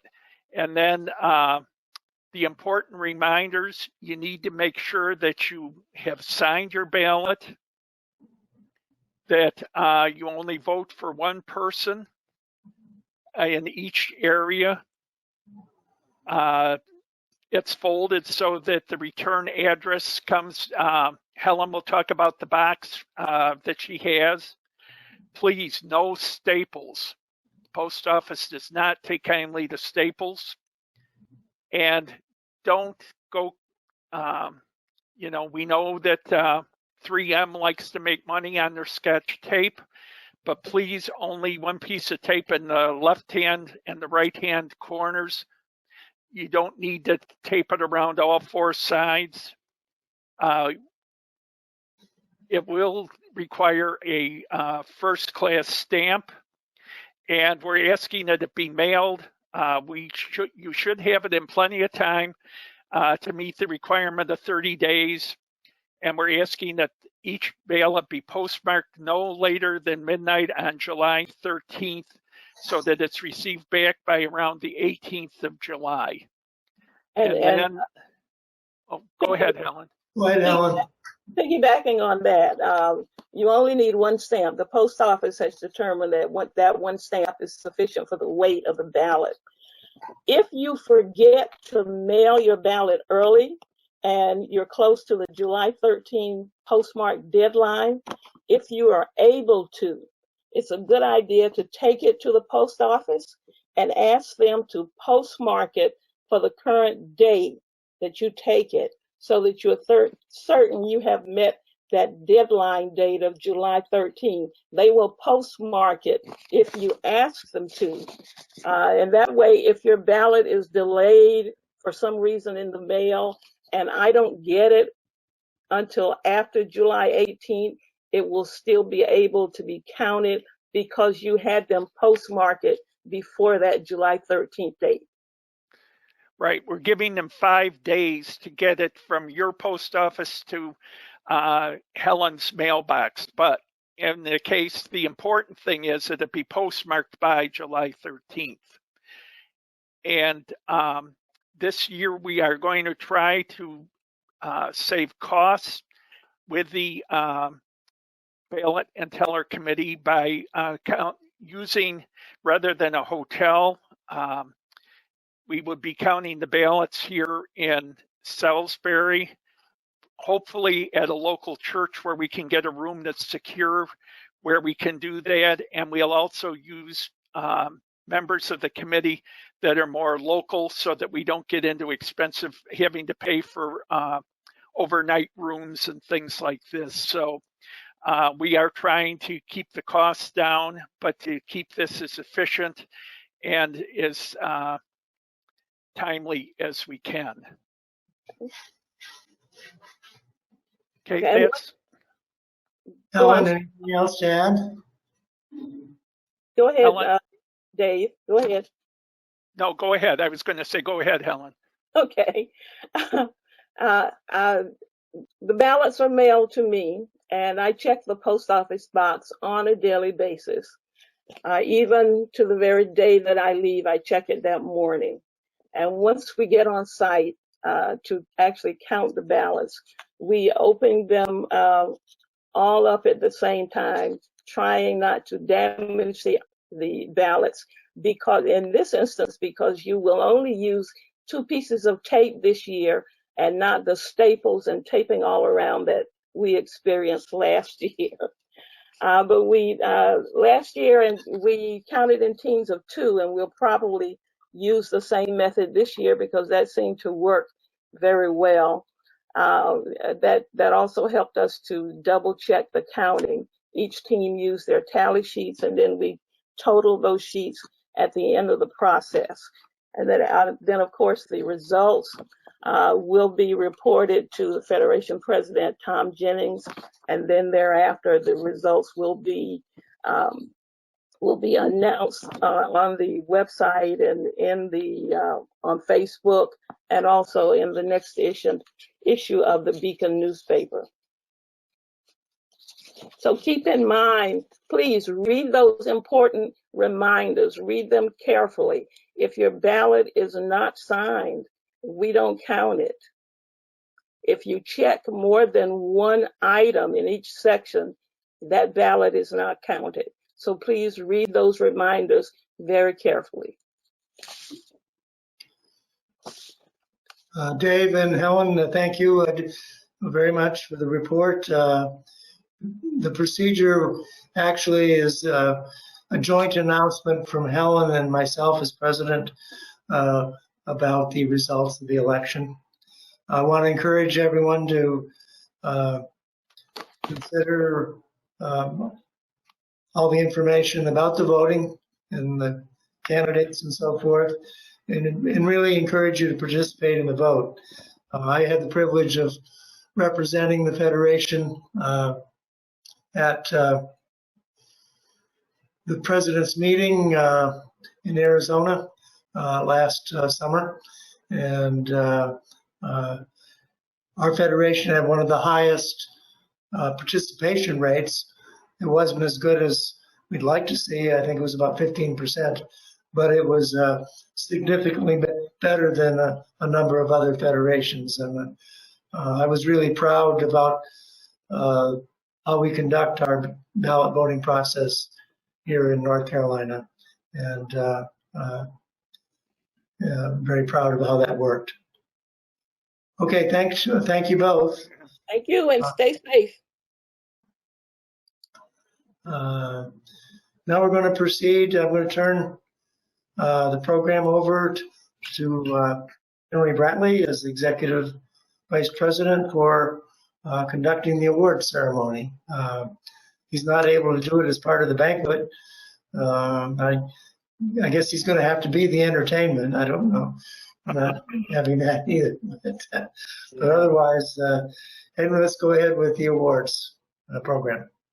Well, I am going to be entertaining because I'm going to tell you how no good deed goes unpunished. It is past practice that gavels are given out to the president who is leaving. It's a gavel on a plaque, and I did get one.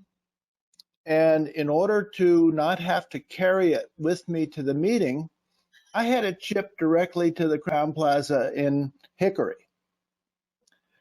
They have it, but they're closed till June. So I couldn't even give you a picture of it because while I know what it says in the book where I ordered it, it's not something that I can show you. So since you're going to be here till August, we'll do it later, and we'll take lots of pictures and post it all over God's good creation. I'd also like to thank all of the participants in this for their great patience. Having a event like this, especially when it's the first time, is a fearful process because you don't know what you can do that will accidentally kill something in the process. And we've had a few minor glitches here, and I had created a award program with music, and I ran it to render it last night at 4 o'clock in the morning. And I went to bed at 4, and when I got up again at 6, actually 6:30, it had crashed. So it didn't render. And by that time, I had to start this. Now, that's at the end of the pity party and the excuses. What I'm going to do is try to bring up the program that I created on and at least let you see it without music. And I'm going to ask Bill, who asked for a moment to speak. I'm going to turn this over to Bill for a moment, and then I will take it back when he's finished and hopefully have something. And the worst case scenario is the whole thing crashes and you'll not get to hear Tom. So we'll have to take pictures and send them out afterward. I don't think that's going to happen, but you know, stranger things have happened. So at this point, Bill Shackelford, I am sending it to you now. And I've got it. As Tom said, and as Henry said, no good deed goes unpunished. Traditionally, I have given out award plaques to the Federation presidents as they leave office. Now, this one in particular is an excellent citation for distinguished service because Tom, in addition to the voting process, which the North Carolina process has been used as guidelines across the nation through all federations that have chosen to go to paper and electronic balloting. But at least the federations are looking at something as a model. In addition, every 2 years, the regional vice president hosts a conference. In this past year, in September, North Carolina hosted the conference down in Winston-Salem. And Tom Jennings was very involved in getting this conference going. I do appreciate everything that he did. And I want to be sure that he understands that his distinguished service to Region 10 is greatly appreciated. Now, at the same time, I'm like Henry. The plaque you see here is a picture. The real plaque is in the award shop, the closed award shop. And I have not been able to keep it. So at some point, COVID-19 will allow things to open up, and I will go down and get this plaque and ensure that Tom Jennings receives it. And again, Tom, on behalf of all the Federation members in North Carolina and Region 10, I do want to thank you for your service for the past 2 years. Thank you very much for that recognition, Bill. I very much enjoyed working with you the last 2 years, and especially working on the Region 10 conference. I hope I get as much luck for the 2021 conference, which for everybody on board will be hosted by the Kentucky Federation. Site to be determined. So, Henry, I'm going to let you take things back, and I'm out. All right. Thank you. And I'm now going to present my screen, and I'm going to try to bring it up. Here it is, and we'll bring it to full screen. And I have to press down here, and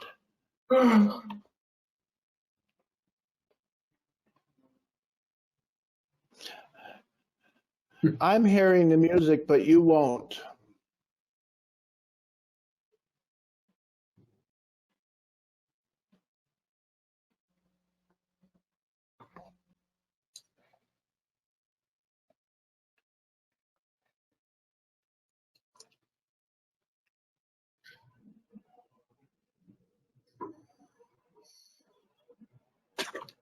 You asshole.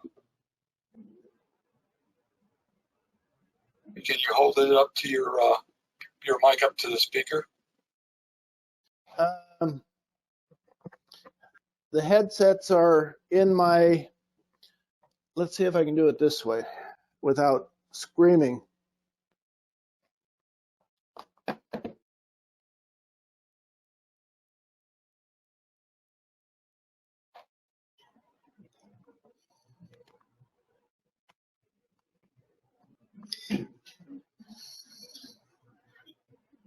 Okay.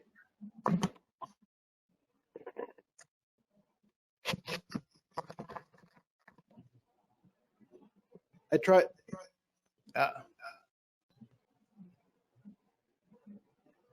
Henry, could you just do the voiceover? I tried to put it up to the speaker, and that didn't work because the iPad is not getting the sound.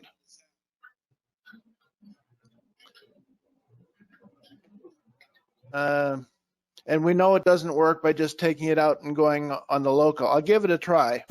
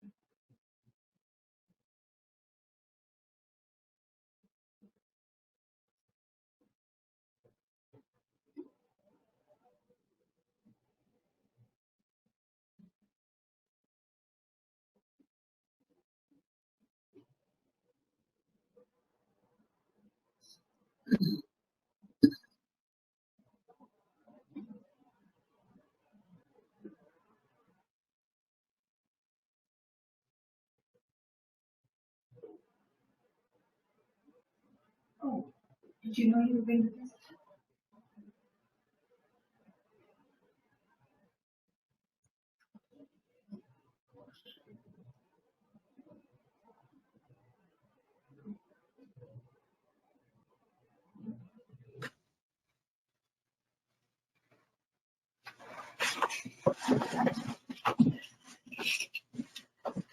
Is any music playing on yours?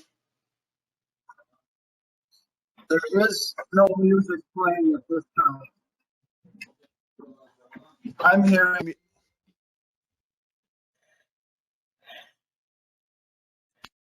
What you're seeing is the raw footage that I created, and as I said earlier, I couldn't render it, so I'm just showing you who the winners are rather than just tell you. And this will be finished and put on the website for all to see with music, probably the end of the week.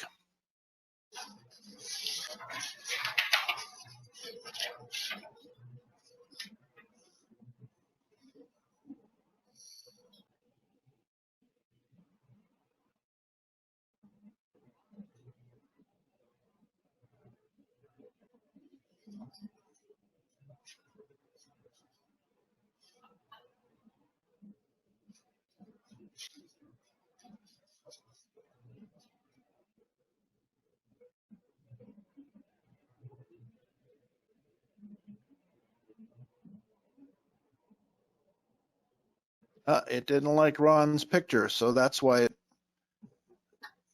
I'll put it back in and we'll try again.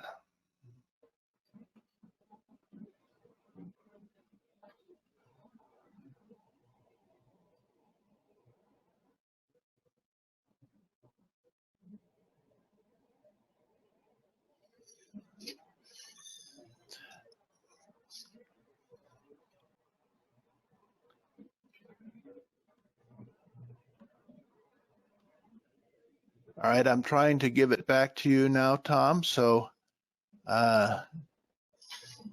you're live, Tom. I just want to mention a little bit about the presidential awards. That's honor that the president has. Want to particularly recognize Henry Bradley's been my right-hand man. We've worked very closely together for the last 2 years. We've managed there's only 2 people that are on my favorites on my cell phone. One is Henry, the other is Cheryl. I think I talked to Henry even more than Cheryl. So we've worked very much together and working through challenging times both last year and this year. Recognizing Sam and Dave as the other current elected statewide officers that is part of our team. And really, I could have mentioned the whole board, but we've tried to work together as a team. Robert Allen as my mentor and predecessor has been been a tremendous help as our parliamentarian, as advisor and other aspects. Certainly his work as editor, his work on our bylaws, very much appreciated. Ron, you saw Ron Buffalo has been an occasional, as a past president, he's been advisor at times and very helpful, and he's also been very involved with various parts of the aspects of the Federation, bylaws and the manuals and so forth. And when given the job of membership coordinator, as you could tell in his presentation today, he's put a lot of work and organization and so forth into that, and certainly want to recognize him for that. Chris Huber and is leaving the board at the end of this time. We really appreciate her years of service. I think it's more than the 2 years listed there.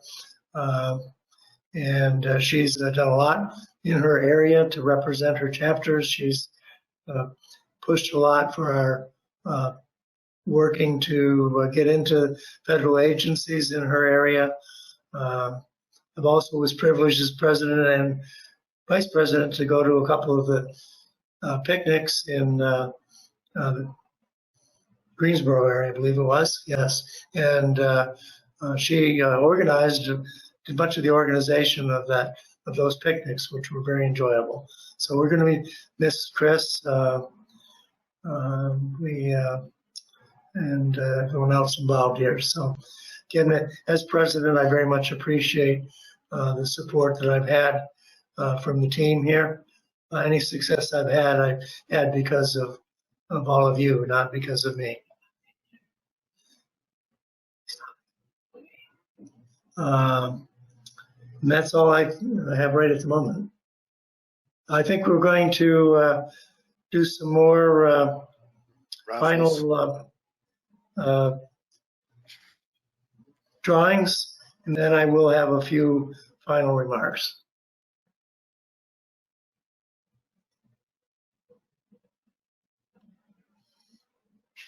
I guess that's our cue, huh? Yep, it looks like it. Hey, All right. Dave, I can I know say, the hour's getting long. Yes. Yeah. can I Sam? say something? You asked Yeah. a question. You asked a question earlier about how much was given to Alzheimer's from the restoration. Right.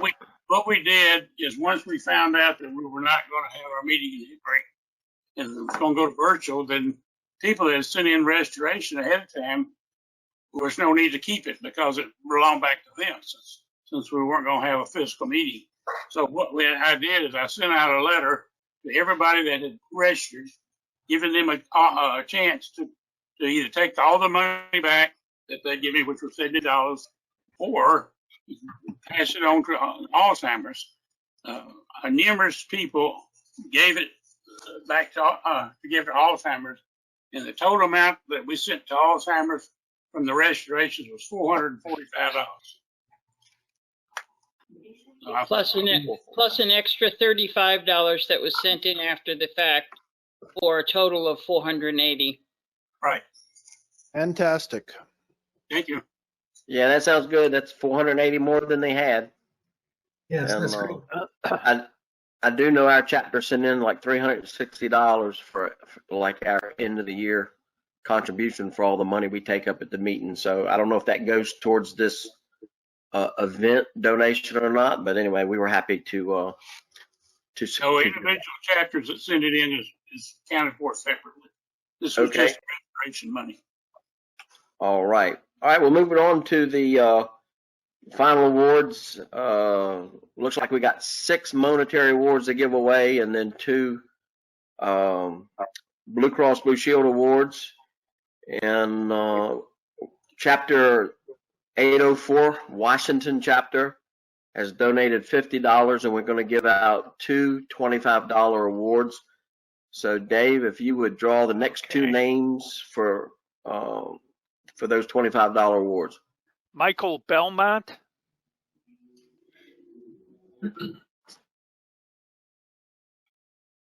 And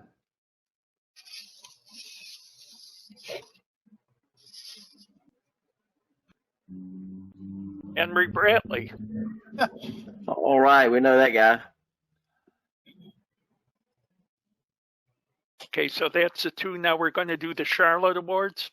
Yeah, looks like we're going to have 4 $20 awards donated by Chapter 105 Charlotte. So go ahead and pick your 4 names there in a row and assign them accordingly. Sandra Bryson. And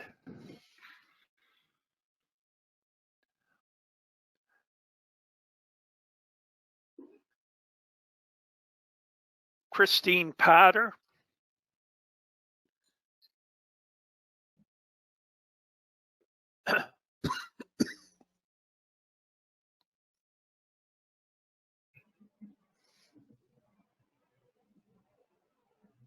Patty Pirtle.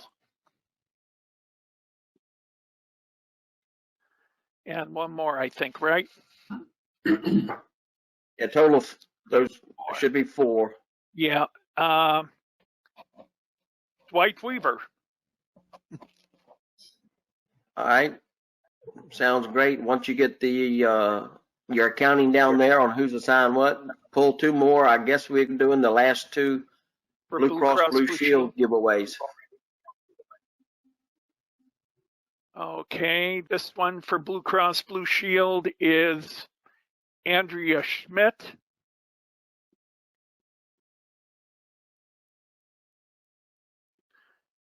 And one more.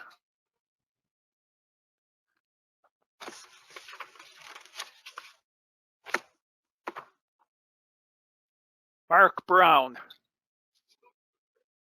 All right, sounds good. Well, that ends the drawing giveaways to my knowledge. And if I might, as chairman of the Sergeant at Arms Committee, I'd like to dismiss my committee now and let everybody know they did a fantastic job of all the direction. And that's usually what we do, right? We dismiss our committees. And and to Henry and Tom and all you guys, you know, it's the first time webinar. You know, I know there was a couple of glitches, but you guys did a great job. I thought this with Dave and I worked out really good. I didn't have to hold on to the money this year. You know, that was so stressful last year. I had all those envelopes with that money, and I was so worried about somebody getting it. So anyway, that's all I have here from the way East Coast, and I'll be in touch with you guys, or you know how to get in touch with me when you need me. Back to Tom. Thank you. If I can interrupt for one moment, Sam, if you'll take my 20 and just give it to Alzheimer's.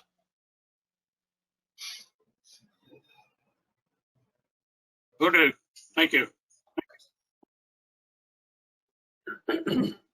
Okay, I guess this is my opportunity as president to make some final remarks. I'm not going to take much more of your time. We still have, I think, 75 people still remaining. We much appreciate everyone's participation. I've been very privileged to serve as your president for the last 2 years. Our bylaws are such that we did change to terms of 2 years, but specifically the president's term is limited to 1 2-year term. So I will be finishing at the end of this extra quarter that we're going to have. Just want to comment on a few things that I felt important over my time as president. Strategic planning, that's something I tried to emphasize. We were able to consolidate areas 1 and 2. We may or may not do further consolidations down the road. That remains to see how we go. We've really had to work on controlling costs. As you may remember, we reduced our per capita fee to the chapters from $4.25 to $2.50. And as a chapter president, I'm still president of the Wilmington chapter, felt that was very much appropriate, but that has certainly constrained the funds that the Federation has available. We've made a lot of use of electronic meetings at all levels. I believe we've had the last 3 meetings, including the board meeting yesterday, by GoToMeeting. That saved both travel costs and time for our members.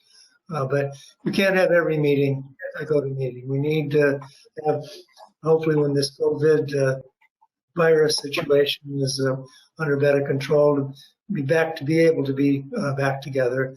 You need the camaraderie and the direct communication. You can't do it all this way. But nevertheless, this I think was a very successful effort today. Membership, that's something I've tried to encourage focus on. The incentives that we have in place, I had a role in bringing those into fruition here with the Federation. We've worked with Robert on the beacon, trying to streamline and make it more future oriented. We're going to need to continue to work on that. We've been very mindful of at least trying to reach out to our national only members, and all communications that we sent out for this meeting went to all Federation members. Not our traditional, what we call letters. I think we sent out 2 reminders with Henry and I worked together on sending these out from the president to all the members that we have email addresses for. I plan these next through quarter to work with presumably Henry is running unopposed as our next president, to plan for a smooth transition and for us to be moving forward in the coming years. Again, thank you for everyone for your participation, questions today, for hanging in with us through the technical glitches that were kind of few, but they can be scary. And we're glad it worked. And again, thanks everyone. We're giving you back some time.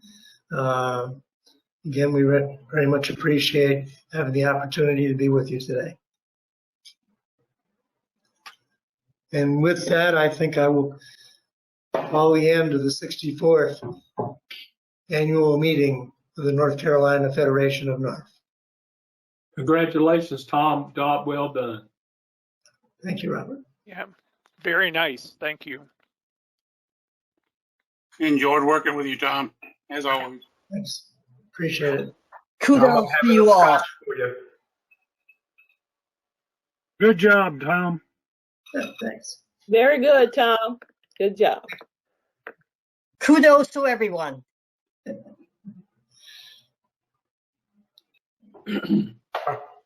Okay, we'll talk to you later. Bye now. Bye. Thank you for taking us through some tough times too.